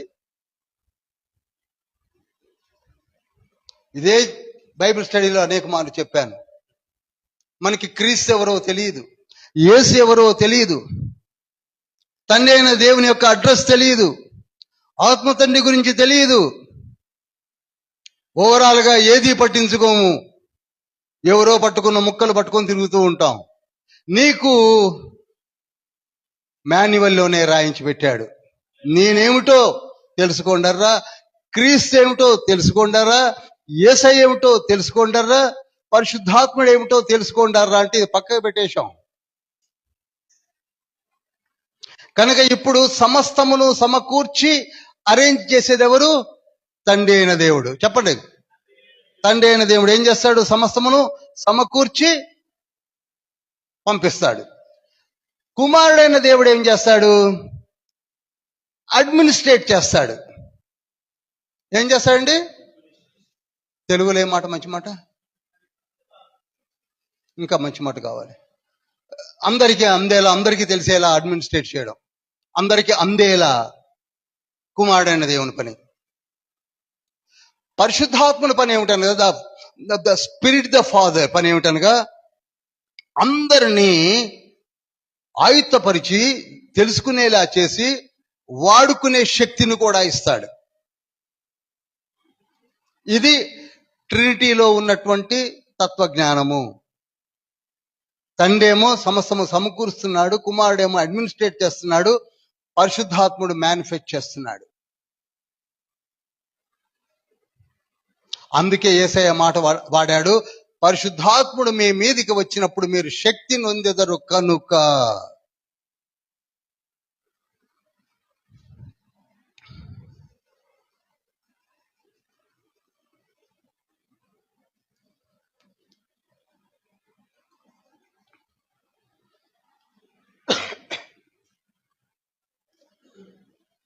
శక్తి నొందారు. పరిశుద్ధాత్ముడు వచ్చాడు. 120 మంది కూడా ఏం చేశారండి? అన్య భాషలతో మాట్లాడడం మొదలుపెట్టారు. వాళ్ళందరూ విసిపోయారు, ఆశ్చర్యపోయారు. సువార్తను ప్రకటించడం మొదలుపెట్టారు. వాళ్ళు ఏదో షో చేయలేదు, సువార్తను ప్రకటిస్తున్నారు. దానికి వాళ్ళు హేళన చేశారు. కొందరు విస్తుపోయారు, మరికొందరేమో అనకూడని మాటలు, వీరు ఉదయకాలమనే మద్యమును తాగి ఈ విధంగా వాగుతున్నారని కూడా అన్నారు.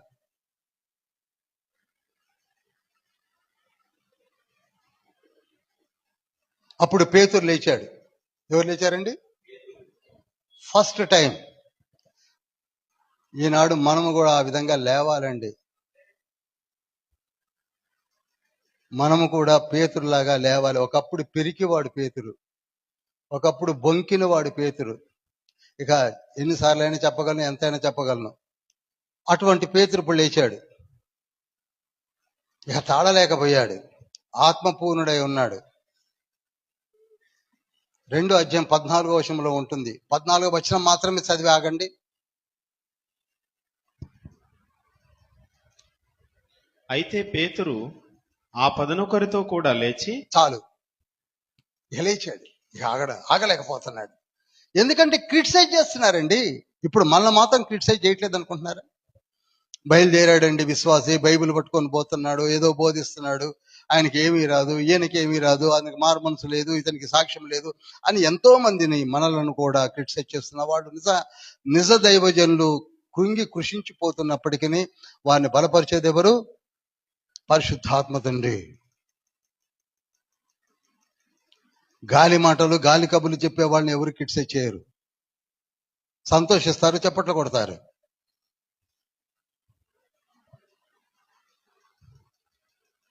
ఆయన ఒక మాట వదిలాడు. అదేమిటో తెలుసా? పెద్ద మెసేజ్ ఇచ్చి అపోస్తుల కార్యములు 2వ అధ్యాయము 38వ వచనంలో ఒక చక్కటి మాట అన్నాడు. అది చదవండి. మీరు మారు మనసు పొంది పాప క్షమాపణ నిమిత్తము ప్రతి వాడు యేసుక్రీస్తు నామమున బాప్తిస్మం పొందుడి, అప్పుడు మీరు పరిశుద్ధాత్మ అనువరము పొందుదురు. చాలండి.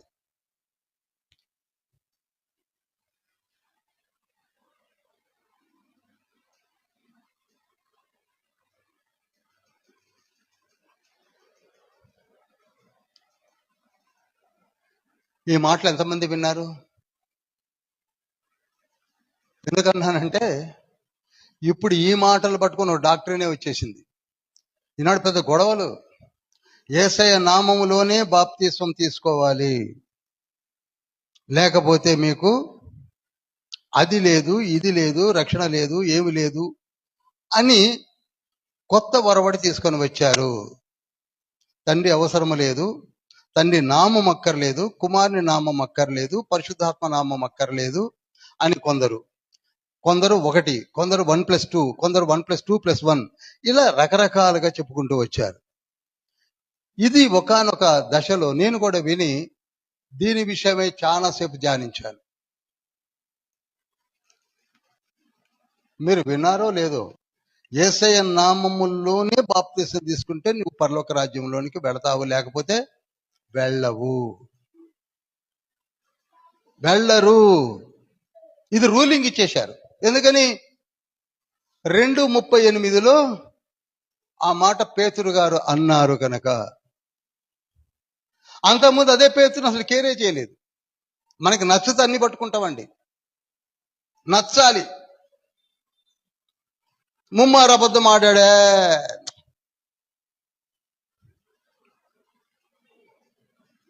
ఇలా అన్నవాళ్ళు. వలబట్టుకొని తిబరయ సముద్రంలోనికి వెళ్ళిపోయాడు ఆయన అన్నారు. కానీ ఇక్కడికి వచ్చేసరికి ఆయన చెప్పాడు గనక యేసుక్రీస్తు నామంలో బాప్తిసం తీసుకోవాల్సిందే అని ఒక డాక్టర్సే పెట్టి పారేశారు. అందుకే దీని విషయంలో నాకు తెలిసిన విషయం ఏమిటంటే, యూదా, మీకు తెలుసు కదా, యూదా ప్రకటన ముందు ఉంటాడు. అతను యేసుక్రీస్తు ప్రభు వారి యొక్క హాఫ్ బ్రదర్, మరియ తల్లికి పుట్టిన చిన్నవాడు ఆయన. యూదా అంటారు అతన్ని. యాకోబు, సీమోను, యోసేపు, యూదా. ఆ యూదా తన పత్రికలో ఏమని రాశాడంటే 3వ వచనములో, మనకందరికీ కలిగడు రక్షణను గూర్చి మీకు వ్రాయవలనని విశేష ఆసక్తి గలవాడనై ప్రయత్నపడుచుండగా పరిశుద్ధులకు ఒక్కసారే అప్పగింపబడిన బోధ నిమిత్తము మీరు పోరాడవలనని మిమ్మల్ని వేడుకొనుచు మీకు వ్రాయవలసి వచ్చెను. ఇప్పుడు మనము బోధ విషయమై పోరాడవలసిన రోజులు వచ్చాయి. ఎందుకని? ఒక 2:38 పట్టుకొని లాగుతున్నారు. అదొక డాక్టరీన్ చేశారండి. మీరు ఎంతమంది విన్నారో నాకు తెలియదు. పెద్ద ఆర్గ్యుమెంట్స్, బట్టలు చింపుకోవడాలు అవే తక్కువ ఇప్పటికీ. అంతేకాని అంతకు మించి మనం చదవడానికి మనకి సమయం లేదు. అది కూడా చెప్తున్నాను. ఎవరైనా అన్నారేమో, పాస్టర్ గారు అన్నారు కనుక, ఈ పాస్టర్ అమ్మ గారు అన్నారు కనుక, లేకపోతే ఆ పాస్టర్ గారు అన్నారు కనుక అనడమే తప్ప వాళ్ళే చదవరు. చదివే ఓపిక వాళ్ళకి ఎక్కడిది? అందుకే యూదా అంటున్నాడు ఆత్మపూర్ణుడై, మనము ఈ బోధల విషయమై పోరాడవలసి వస్తుంది, లేకపోతే ఇంకెన్ని వస్తాయో అన్నాడు. అది రాసింది 65 క్రీస్తు శకము పాలస్టీనా ప్రాంతంలో నుంచి యూదా రాశాడు. 65.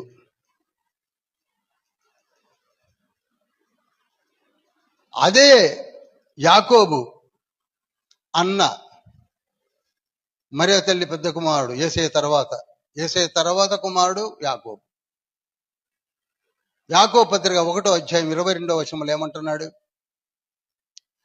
మీరు వినువారు మాత్రమై ఉండి మిమ్మును మీరు మోసపుచ్చుకొనకుండా వాక్య ప్రకారం ప్రవర్తించువారునై ఉండుడి. చూడండి, ఎవరు చెప్తే అది వింటా కూర్చోకండి, వాక్యాన్ని చదవండర్రా.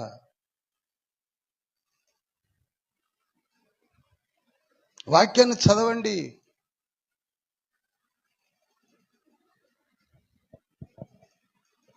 ఇక అంతదాకా ఎందుకు? అసలు పెద్దన్న యేసుక్రీస్తు ప్రభువారు మార్కు సువార్త 4:24 ఏమన్నారు? మీరేమి వినుచున్నారో జాగ్రత్త అన్నాడు. ఏమన్నాడండి? మీరేమి వినుచున్నారో జాగ్రత్తగా చూచుకొనుడి. చాలండి. ముగ్గురు కూడా ఇహలోక పరంగా సోదరులై ఉండి ఏమి వింటున్నాము, ఎలాగ వింటున్నాము, ఎలాగ వింటున్నామని కూడా లూకాసు వార్త 8:18 అంటాడు తండ్రి, యేసు తండ్రి. ఏమి వింటున్నారు, ఎలాగ వింటున్నారు? కేవలం వింటా కూర్చుంటున్నారా? వాళ్ళు చెప్పింది, వీళ్ళు చెప్పింది, ఇంకోరు చెప్పింది వింటా కూర్చొని వాళ్ళు అలా అన్నారు బ్రదర్, వీళ్ళు ఇలా అన్నారు బ్రదర్. మరి నువ్వేం చదువుతున్నావు బ్రదర్? అలా చదువుతూ పోతే నువ్వు మోసపోతావు, నీ బోధ కరప్ట్ అయిపోతుంది.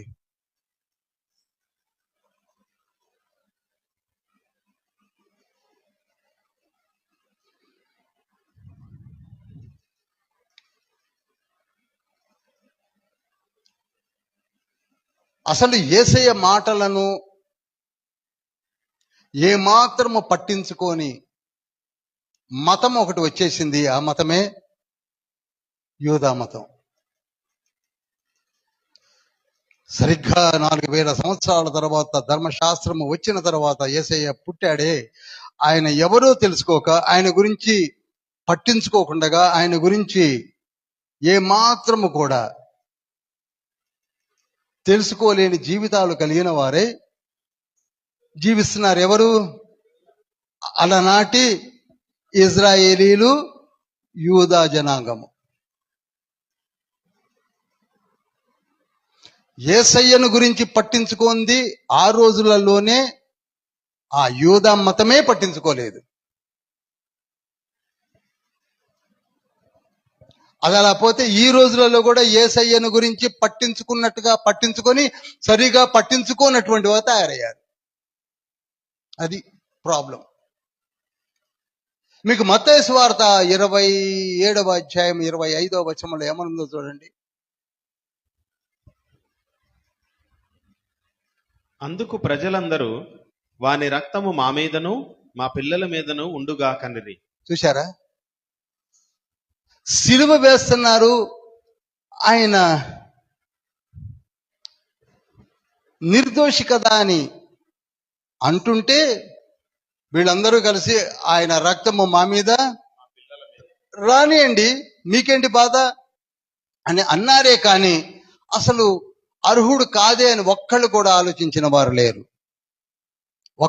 ఆలోచించని వారు లేరు. కనుక ఇంతకీ ఇజ్రాయేలీలు యూదులు ఎవరిని నమ్మలేదు చెప్పండి, చెప్పాలి. ఇది అర్థం కావాలి మీకు. ఎవరిని నమ్మలేదు? యేసయ్యను నమ్మలేదు. ఆయన ఎవరో వాళ్ళు పట్టించుకోలేదు. ఆయన ఎక్కడి నుంచి వచ్చాడో తెలియదు, ఆయన ఏం చేశాడో తెలియదు, ఎందుకు వచ్చాడో తెలియదు, ఎందుకు చనిపోయాడో తెలియదు, ఎందుకు పునరుద్ధానుడు అయ్యాడో తెలియదు, ఎందుకు వెళ్ళిపోయాడో తెలియదు. ఎప్పుడూ పట్టించుకోలేదు, వాళ్ళు పట్టించుకోలేదు. యూదులకు ఇజ్రాయేలుకు తెలిసిందల్లా తండ్రి అయిన దేవుడు యెహోవా ఉన్న సంగతి వాళ్ళకి తెలుసు. ఎవరు తెలుసండి?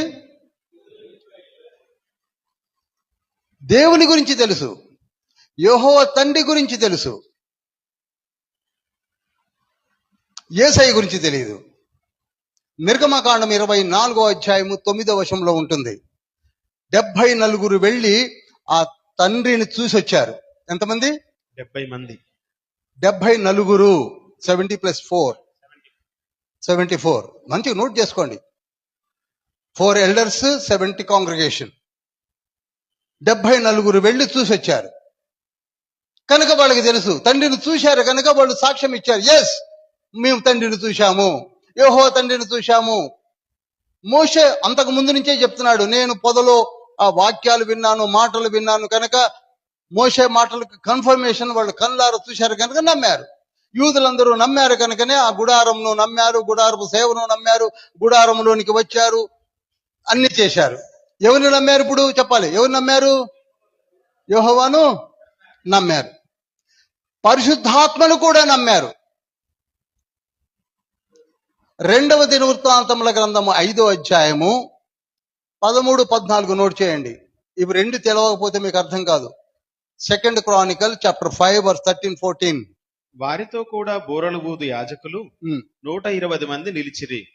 బూరలు ఊదువారును పాఠకులను ఏకస్వరంతో యెహోవాకు కృతజ్ఞతాస్తుతులు చెల్లించుచు గానము చేయగా యాజకులు పరిశుద్ధ స్థలములో నుండి బయలువెళ్లి ఆ బూరలతోనూ తాళములతోనూ వాయిద్యములతోనూ కలిసి స్వరమెత్తి యెహోవా దయాళుడు, ఆయన కృప నిరంతరముండునని స్తోత్రము చేసిరి.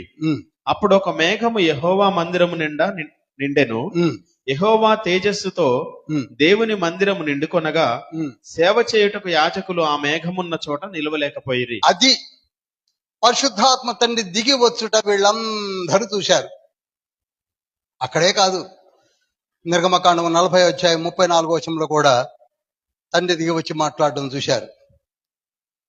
ఇక ఇలా చెప్తూ పోతే పరిశుద్ధాత్మ దిగి వచ్చి మాట్లాడడం అనేక మార్లు వాళ్ళు చూశారు,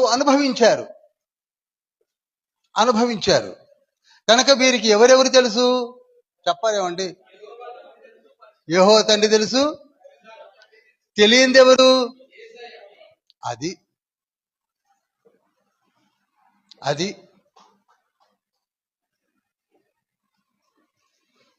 పేతురు అక్కడ పట్టుకున్నాడు. నేను మీలాగానే తండ్రి అయిన దేవుడు నాకు తెలుసు, ఆత్మ తండ్రి ఉన్నాడన్న సంగతి నేను కూడా తెలుసుకున్నాను, కానీ ఇంతకీ మీకు తెలియంది ఎవరు? యేసయ్య. అబ్రహాము, ఇస్సాకు, యాకోబుల దేవుడు అని చెప్పుకుంటూ ఒక 70 మంది ఈజిప్టునకు వచ్చి 40 లక్షల కాలిబలంగా జనాభాగా ఎదిగి పాలు తేనెలు ప్రవహించు స్థలానికి నడిపించబడి యెహోవా తండ్రి చేసిన కార్యములను, పరిశుద్ధాత్ముడు నడిపించిన కార్యములను మీరు కన్నులారా చూశారు కనుక వారిద్దరూ తెలుసు. అయితే యేసుక్రీస్తు ప్రభువుని గురించినటువంటి వివరణ పాత నిబంధన పుస్తకములలో మైన్యూట్ గా ఉండడం వల్ల వీళ్ళు గ్రహించలేకపోయారు. అందుకే వీరికి ఎవరు తెలియదు? యేసయ్య తెలియదు. ఇప్పుడు ఈ విషయాలు చెప్పాలని లేచాడు. చూడండి, 2వ అధ్యాయము 14వ వచనానికి వస్తున్నాను. ఇప్పుడు నేను చదవనక్కర్లేదు, తీసి పెట్టుకోండి.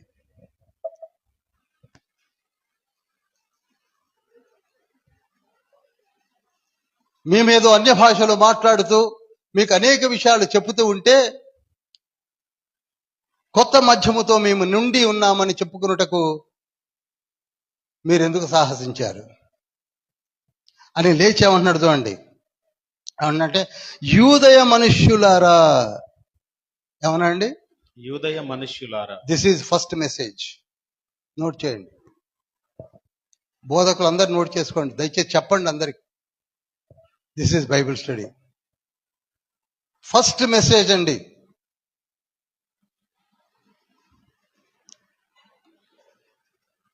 వేల మందిని వింటున్న స్థితిలో నిలబడ్డాడు. ఫస్ట్ థౌజండ్స్ ఆఫ్ పీపుల్ ముందు నిలబడ్డాడు పేతురు. ఫస్ట్ టైం ఆత్మపూర్ణుడై, ఓ యూదయ మనుష్యులారా వినండి.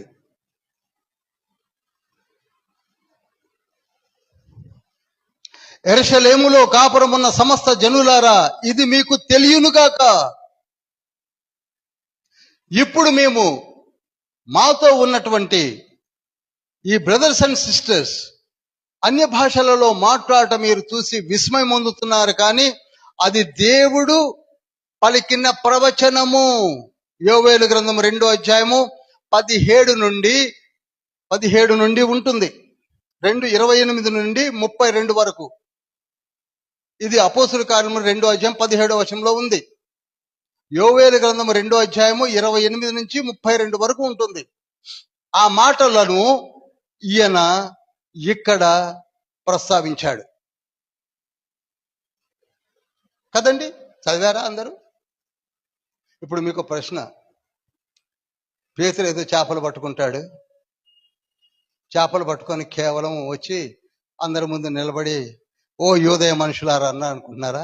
యోవేలు గ్రంథం చదవకపోతే ఆయనకి ఎలా తెలుస్తుంది? మనం చదవం. అసలు యోవేలు గ్రంథం తీయమంటే ఇప్పుడు మనకు 5 నిమిషాలు టైం పడుతుంది. పట్టిక తీయాలి. అది కీర్తన ముందు ఉందా, కీర్తన వెనుకుందా?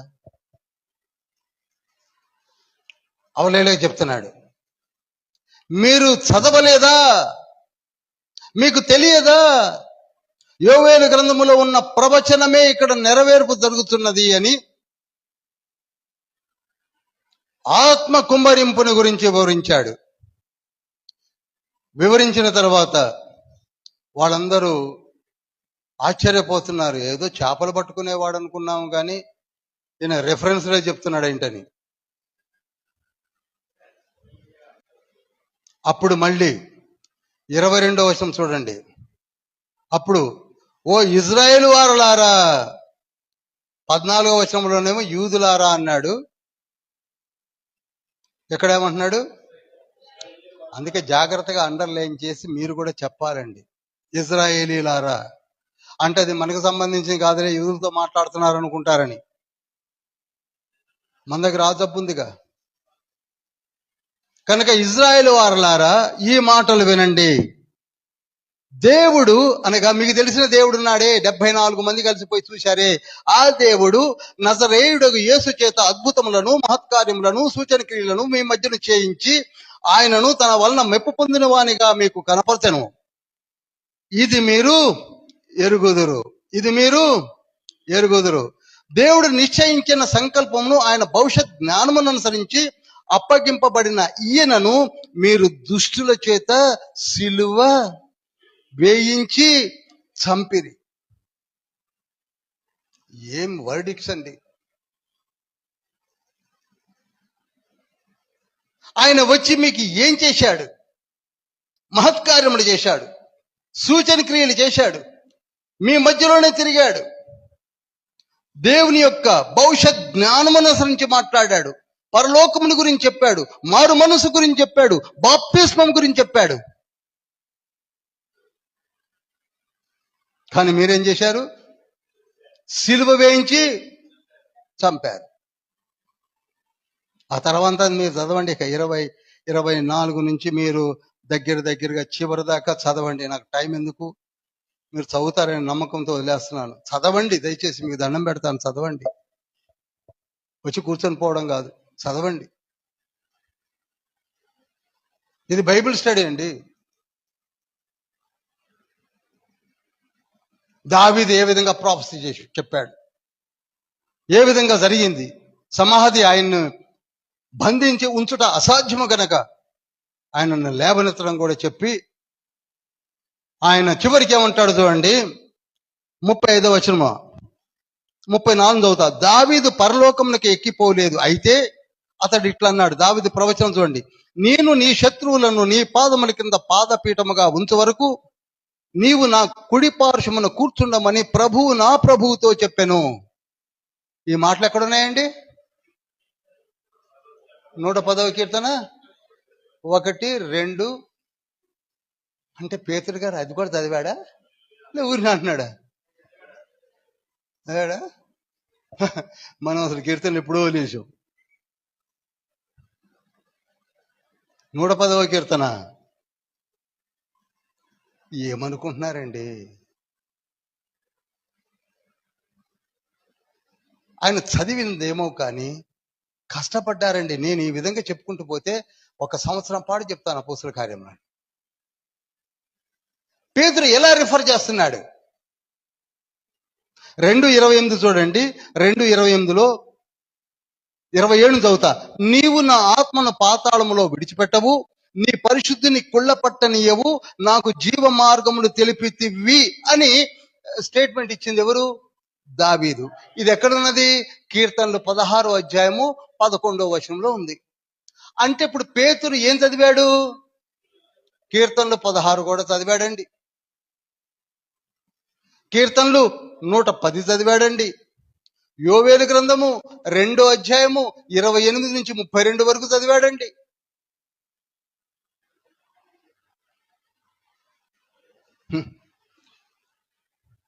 మనము ఏమి చదవకుండానే బోధించే వాళ్ళగా తయారయ్యామండి. ఏం చెప్పినా నడుస్తుంది బ్రదర్ అనే రోజులు వచ్చాయి. 3 వచనాలు, ఒక 2 స్టోరీస్, ఒక పాట, మెసేజ్ అయిపోద్ది. 3 ఒకటి 15 నిమిషాలు, 15 నిమిషాలు, 15 నిమిషాలు, 3 15 45, ఒక 2 స్టోరీస్, ఒక పాట, ముందు వెనక ప్రార్థన ఉంటుంది కదండి, మెసేజ్. ఎప్పుడైతే పెద్ద మెసేజ్ ఇచ్చాడో చూడండి 36వ వచనంలో, మీరు సిలువ వేసిన ఈ యేసునే దేవుడు ప్రభువుగాను క్రీస్తుగాను నియమించెను. ఓ యూదులారా, ఓ ఇజ్రాయేలీలారా, ఎవరినైతే మీరు సిలువ వేశారో ఆయనే మీకు ప్రభువు, ఆయనే క్రీస్తు. We don't know about Adonai and we don't know about Christ. ఎంత పెద్ద గారిసి పేతురు పడిపోయినా మనకు అర్థం కాదు. ఎవరైతే మీరు ఎరుగక సిలువేశారో ఆయన ఎవరో కాదు, ఆయన ప్రభువు, ఆయన క్రీస్తు, ఆయన వర్డ్ ఆఫ్ గాడ్. ఇదంతయు ఇజ్రాయేల్ వారు నిశ్చయముగా రూఢిగా తెలుసుకొనవలెను అని చెప్పేసరికి వికసచ్చిపోయారండి వాళ్ళు. అమ్మ బాబాయ్, ఊపిరాడకుండా పోయింది వాళ్ళకి. 14వ వచనం మొదలుపెట్టి 22లో చెప్పిన మాటలను జ్ఞాపకం చేసుకొని 36లోకి వచ్చేసరికి వాళ్ళ పని అయిపోయి వెంటనే అన్నారు. 37వ వచనంలో ఏమంటున్నారు? వారు ఈ మాట విని హృదయములో నొచ్చుకొని, సహోదరులారా మేమేమి చెయ్యాలో చెప్పు అని అడిగారు. వారికి ఎక్కింది. అప్పుడు చప్పట్లు కొట్టండి.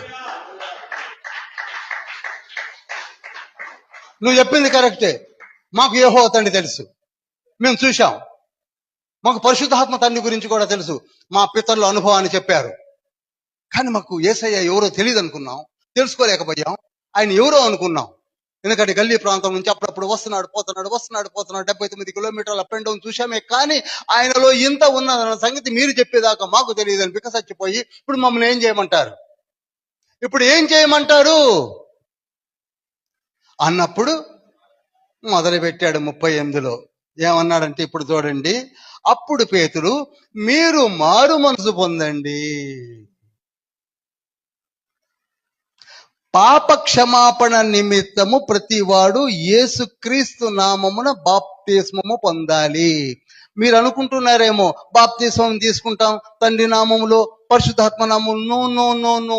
ఆయన మన కొరకే వచ్చి మన పాపముల నిమిత్తమై సిలువలో వ్రేలాడి చనిపోయి మన పాపములన్నిటినీ ఆయన భరించి చనిపోయి రక్తాన్ని చిందించాడు కనుక ఈ ఇద్దరితో పాటు ఇతన్ని కూడా చెప్పలేమండి, యాక్సెప్ట్ చేయండి, యాక్సెప్ట్ చేయండి. అసలు మన కొరకై వచ్చి చనిపోయింది ఈయన, రక్షకుడు. పాటలు పాడతాం రేపు ఇంకొక 20 రోజుల్లో. రక్షకుడు దయించినాడట మన కొరకు, పరమ రక్షకుడు నాడట 2000 సంవత్సరాల క్రితం.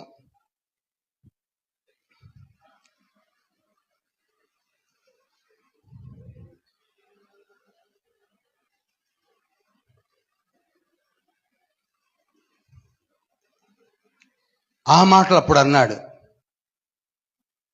అన్నాక వెంటనే ఇంకొక మాట, చక్కటి మాట, నాకు ఇష్టమైన మాట ఉంది ఇక్కడ. ఏంటంటే 40 వచనమే చూడండి. ఇంకను అనేక విధములైన మాటలతో సాక్ష్యమిచ్చి, ఇంతేకాదు, ఈ మాటలే కాదు, ఇంకా చాలా విషయాలు చెప్పాడు ఆయన.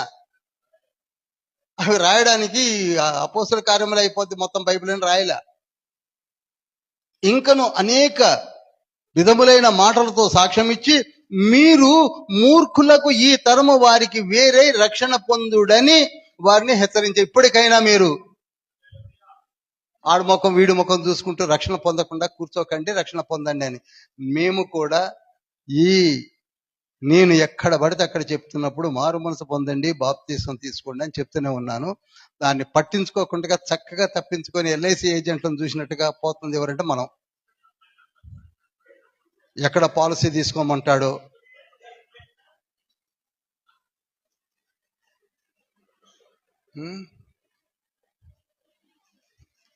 ఒకవేళ నేను ఎక్కడన్నా పోతుంటే నా ఎదురుగా వచ్చినట్టు పక్క నుంచి వెళ్ళిపోతాడు. మళ్ళీ ఈయన, ఏం బ్రదర్ మారు మనసు పొందావా అంటాడేమోనని.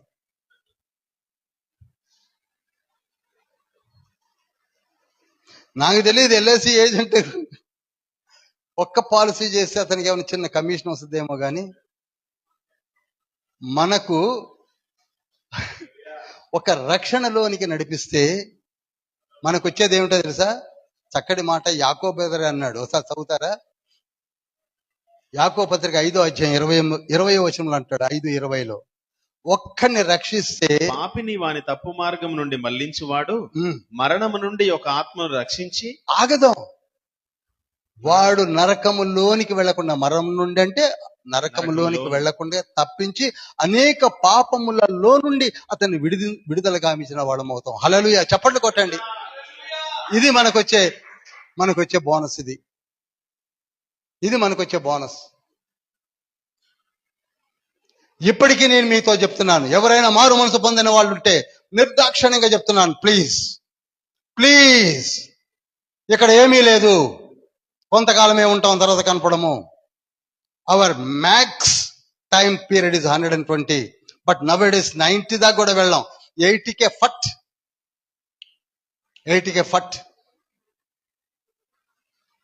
దానికే విరవీగిపోతున్నాం, ఆనందిస్తున్నాం, ఏదేదో చేయడానికి ఏవేవో అనుకుంటున్నాం. మారు మనసు పొందండి. ఈ లోకం ఏమనుకుంటే నీకెందుకు, నువ్వు సిద్ధపడు, నీవు మారు మనసు పొందని తండ్రి చెప్తున్నాడు. ఈ 66 పుస్తకాల్లో ఉన్నది అది ఒకటేనండి, రక్షణ. అప్పుడు ఈ మాటలు విన్నవారు ఏమయ్యారు తెలుసా? ఇంచుమించు 3,000 మంది. చెప్పలేమండి? ఒకే message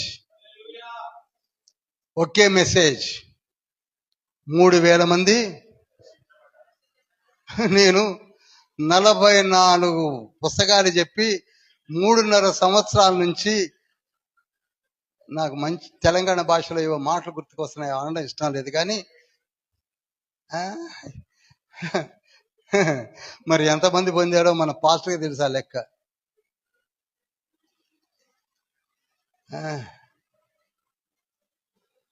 such a wonderful persons we are, such a wonderful persons. నిజంగా ఆయన 14 నుంచి 40 వచనాలు చెప్పేసరికి 3,000 మంది రక్షణ పొందారు. 3.5 సంవత్సరాలైన సంవత్సరానికి ఎంతమందిని వేసుకొని మరి పాస్టర్ గారు లెక్క చెప్పాలి నాకు. వస్తున్నాం, వింటున్నాం, తింటున్నాం, పోతున్నాం. We are suffering lot. అన్ని తెలుసు మనకి. ఇందాక యోధేతో అన్నట్టుగా అన్ని తెలుసు. తనైన దేవుడు తెలుసు. పోతే ఏంటంటే ట్రినిటీ యొక్క అడ్జస్ట్మెంట్ అర్థంగా కొట్టుకుంటున్నాం కానీ తనైన దేవుడు తెలుసు, కుమారుడైన దేవుడు తెలుసు, ఆత్మ తండ్రి అయిన దేవుడు తెలుసు. అన్నీ తెలుసు. తెలియనట్టుగా ముఖం పెట్టుకొని నటిస్తున్నాం అంతే. అన్నీ తెలుసు, అందరికీ తెలుసు. అందరు ప్రొటెస్టెంట్స్కి తెలుసు. మర్చిపోయాను మీకు ఒక విషయం చెప్పాలి, చాలా ఇంపార్టెంట్ అయిన విషయం. Latest news, BBC news. అదేమిటో తెలుసా? పోప్ ఫ్రమ్ ఇటలీ ఏమని అనౌన్స్ చేశాడు తెలుసా? రక్షణ కేవలం క్రీస్తులో నుండే వస్తుంది తప్ప మరి ఎక్కడ నుండి రాదు. మీరు మరియమ్మకు పూజించడము వదిలిపెట్టండి. చప్పట్లు కొట్టరేమండి?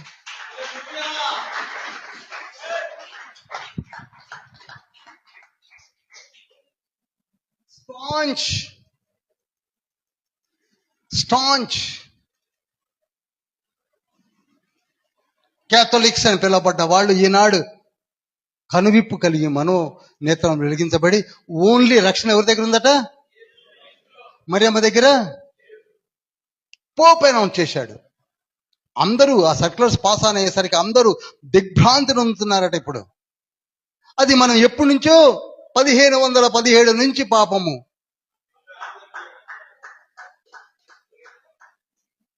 ఎన్నైనా men may come and men may go. మరి ఎందుకో ఇంత కఠినమైపోతున్నారో నాకు అర్థం కాదండి. మనలో బ్యాచెస్ చాలా ఉన్నాయి. మరి ఎందుకో పాపం కష్టపడి పరిగెత్తుకొస్తారు. వందలు వేలే వస్తారు. ఇప్పుడు ఈ మధ్యకాలంలో హార్వెస్ట్ ఫెస్టివల్స్ అని జరుగుతుంది. వేలే స్టాల్స్. అబ్బా, టీవీలు, మిక్సర్స్, గ్రైండర్స్, ఫ్రిడ్జ్లు, లాటరీలండి డిస్ప్లే చేసి.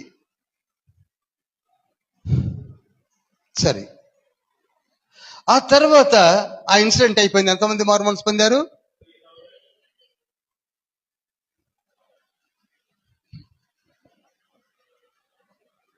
సరే, రెండో ఇన్సిడెంట్ చెప్పి ఆపుతాను, లేకపోతే వద్దులే. 2, 3 అవన్నీ నెక్స్ట్ వీకే చెప్తాను. ఎందుకనగా సగంలో ఆగిపోతుంది. ఈ ఫస్ట్ ఇన్స్టాన్స్ లోనే ఎంతమంది మారారు? ఫస్ట్ క్రిస్టియన్స్ అయింది 3,000 మంది. ఫస్ట్ క్రిస్టియన్స్ గా యాక్సెప్ట్ చేసింది 3,000 మంది. యూదయలో, బయట కాదు సుమా, బయట కాదు, యూదయలో. తండ్రి పలికిన ప్రాఫెసీ గుర్తుంది కదా మీకు? యూదయల్లో మొట్టమొదటిగా ప్రకటించబడుతుంది. యూదయల్లో 3,000 మంది. రేపు నెక్స్ట్ వీక్ చెప్పబోతున్న 4,000 మంది. ఫస్ట్ యూదయలో ప్రకటించబడింది. ఆ తర్వాత యూదయ నుండి బయటికి పెడుతుంది.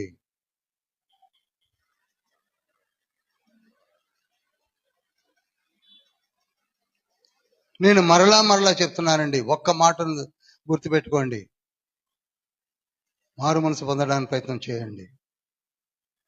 మారు మనసు అంటే ఏంటనుకుంటున్నారు? తాగుడు మానేయాలి, వ్యభిచారం మానేయాలి, అబద్ధాలు మానేయాలి, మోసం చేయడం మానేయాలి, బూతులు మానేయాలి, దగాలు, మోసాలు ఇవన్నీ మానేయాలి. అందుకే కష్టమవుతుంది మనకి. కొందరు బూతులు అయితే అశువుగా వస్తుంటాయి. అసలు వాళ్ళు బూతులు అనుకోరు పాపం. బస్సులో కూడా ఒక ఇద్దరు మాట్లాడుకుంటున్నారు, బస్సులో బూతులు అవలేలుగా మాట్లాడుకుంటున్నారు. అసలు వాళ్ళు బస్సులో ఉన్నామని కానీ అది బూతులని కానీ పట్టించుకోవట్లేదు వాళ్ళు. ఇక అబద్ధం అంటారా? నీళ్లప్రాయమే. పక్కన ఎవరన్నా ఉండే వాళ్ళు ఎవరో కాదు, మళ్ళీ పాస్టర్స్ని చూశాను నేను. సో కాల్డ్ పాస్టర్స్ అందరి కారుసుమా? ఎందుకండి? ఎవరినండి మోసం చేసుకుంటుంది? ఎవరిని? గలతీ పత్రిక 6:7 ఉంది, దేవుడు ఎప్పుడు వెక్కిరించబడడు, నీవు మోసపోకు.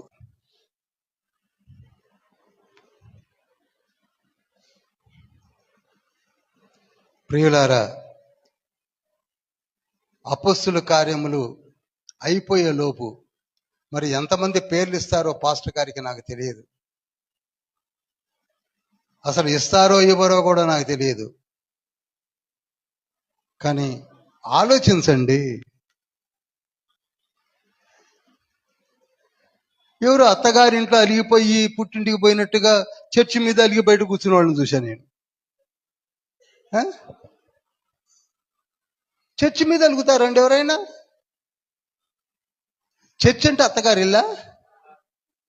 చెప్పరు.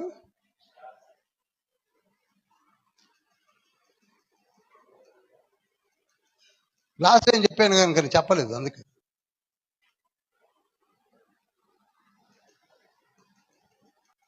ఎంటర్టైన్మెంట్ కావాలి మాకు చర్చిలో. ఎవరు ఏం మాట్లాడడానికి వీలేదు. నువ్వు ఎన్ని అన్న అబద్ధాలాడు, నువ్వు ఏమైనా చెయ్యి, బూతులు మాట్లాడు, వ్యభిచారం చేయ, అంతా పుట్టిదే అన్న, అక్కడ ఏముందన్నా, ఏం లేదన్నా అను, ఏం పర్వాలేదు, మేము వస్తాం, మాకు తోచింది ఏదో గుంజి అందులో వేస్తాం, వెళ్ళిపోతాం. దీనికి అంశాలు ఏంటండి అనేవాళ్ళు లేరా? దానికి ఒక చర్చి, దానికి ఒక ఆర్గనైజింగ్ కమిటీ, దానికి ఒక పాస్టరు. ఎన్ని సంవత్సరాలైనా కానీ మా సంఘం ఉందా లేదా? ఉంది. మళ్ళీ కొందరు అంటారు మా తల్లి సంఘం. ఎన్ని చేసినా మా తల్లి సంఘాన్ని వదిలిపెట్టనండి. వదిలిపెట్టకు. నేను వదిలిపెట్టమని ఎవరు అంటున్నారు? ఎందుకు వదలడము, ఎందుకు ఏం మాట్లాడండి ఇవన్నీ? అసలు గుడికి వచ్చేది దేనికి? సంవత్సరాలు మారుతుంది దేనికి? 65:11 శామ్ కీర్తనలు 65:11 ఏమనున్నది? He crown the year with his goodness and his path drip with abundance అని ఉంటుంది. ఆయన జాడలు సారము వెదజల్లుచున్నవి. ఇక్కడ సారము వెదజల్లుచున్నది. ఇక్కడ తండ్రి ఉన్నాడు. ఇక్కడ షకీనా తేజ మహిమతో నింపబడుతుంది. అందుకు మనం వస్తున్నాం, అంతేగాని ఇక్కడ అలిగి బయట కూర్చోడానికి కాదు. నీకు జ్ఞానము ఖచ్చితంగా తండ్రి నీకు జ్ఞానమునిస్తే, నేను మాట చెప్తాను, నాకు తెలిసి యూదా పత్రిక ఓన్లీ 25 వర్సెసే ఉంటాయి. 25 వచనాలని 20 సార్లు చదవండి, లేదా 25 సార్లు చదవండి, మూసేతో ఒక్క ముక్క గుర్తుండదు. ఎందుకని అంటే ఇందులో కూర్చోబెట్టే తండ్రి నీలో లేడు, అంతే, అంతకంటే ఇంకేమీ లేదు. నువ్వు ఎప్పుడైతే ఫ్రెష్గా ఉంటావో అప్పుడు తండ్రి వచ్చి నీకన్నీ వివరిస్తాడు, జ్ఞాపక శక్తినిస్తాడు, నీతోటే బోధింప చేస్తాడు. లేకపోతే ఒక పేతురు చేపలు పట్టేవాడు ఇంకా ముందు చూస్తారు మీరు, ఎన్ని రెఫరెన్స్లు వదులుతాడో తెలుసా?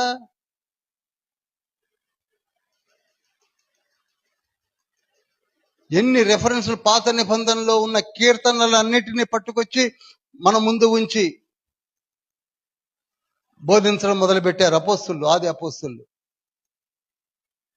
అసలు మనం ఆ స్టేజ్ దాసే నాకు తెలిసి మనం 2వ అధ్యాయము 14 నుంచి ఒక 38 తప్ప ఆ మధ్యలో ఎప్పుడైనా చదివామండి? చెప్పండి గుండె మీద చేసుకొని. నేను మొదట్లో నేను చదవలేదు, నాకు సంబంధించింది కాదని. అయినా అసలు అపోస్తుల కార్యంలో ముట్టుకొని, ఎందుకంటే అది 28 అని. ఏదో 117వ కీర్తన చదువుకుని లేక అందరం లేచి నిలబడదాం. అపోస్తుల కార్యములు అయ్యే లోపల మరి ఎంతమంది పేర్లు ఇస్తారో చూస్తాను నేను. అయినా మనం వదలడం కష్టం లేండి, ఎందుకంటే మనం అట్లా పట్టుకొని ఉన్నాయి పిల్లదయ్యాలు.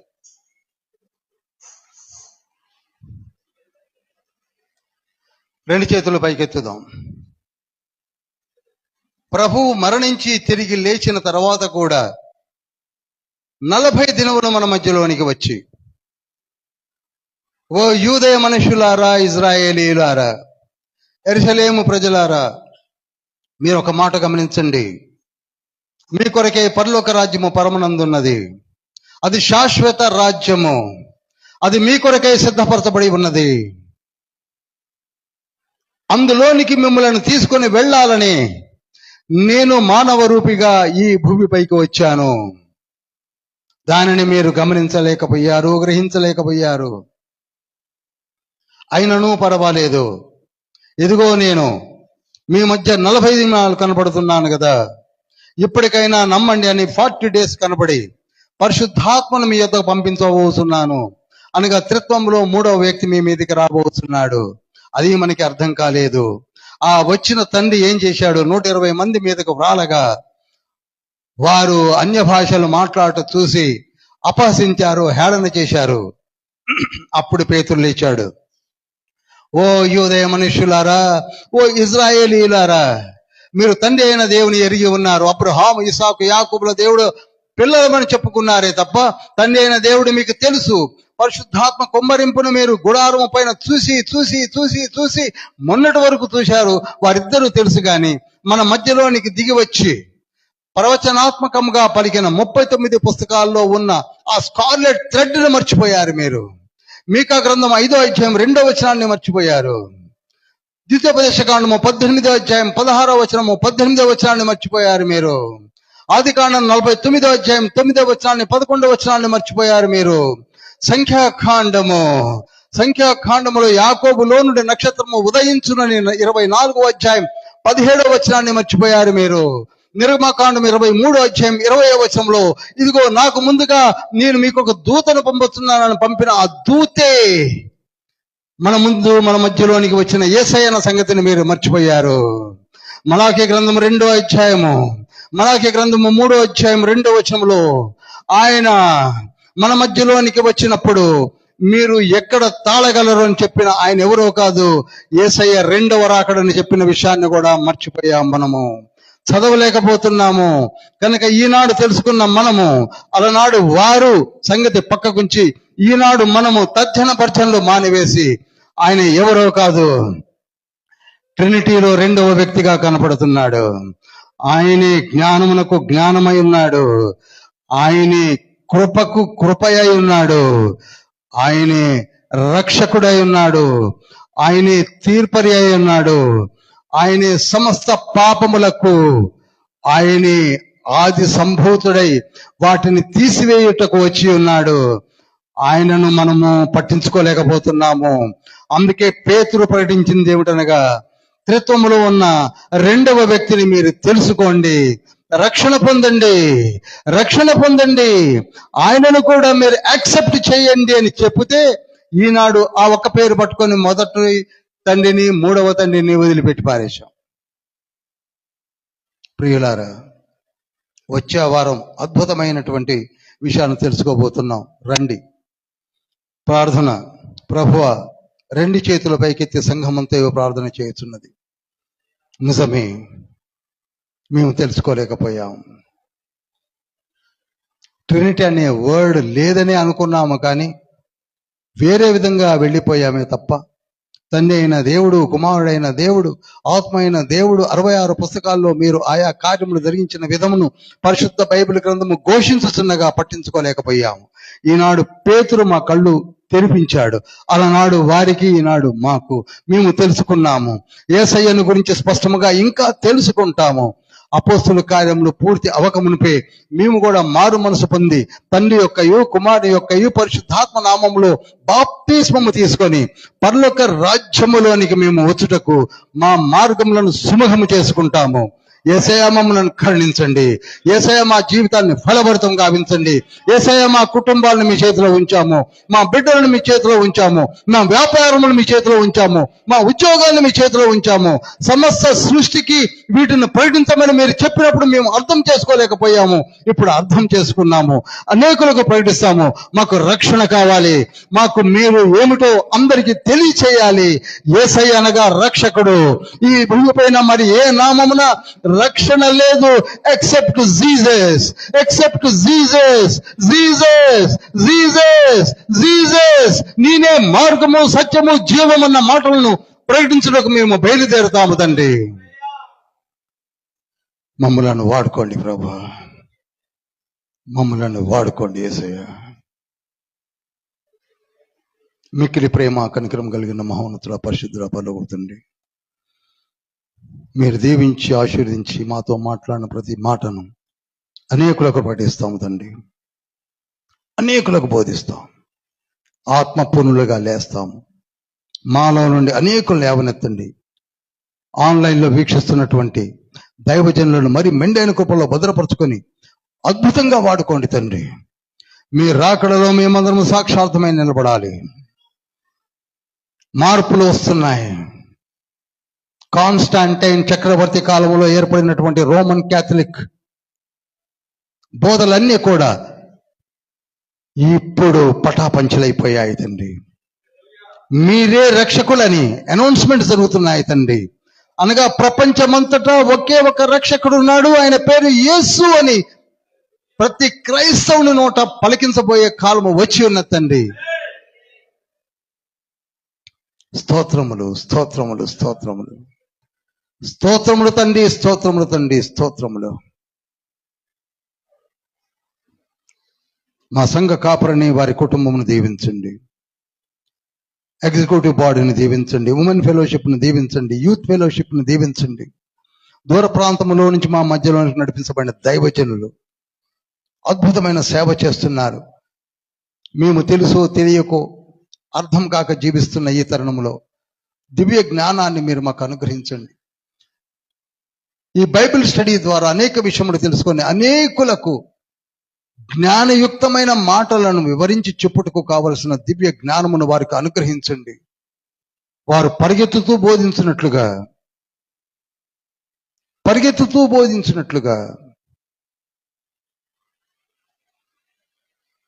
వారిని పరిగెత్తింప చేయండి ప్రభువా.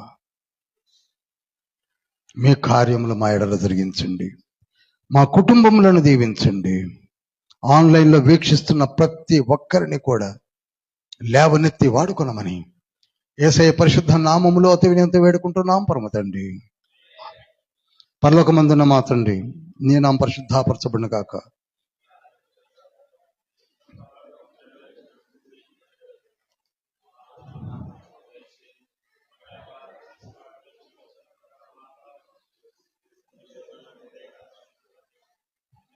రాజ్యము, శక్తి, మహిమ నిరంతరం నీవైనవి తండ్రి. ఆమేన్.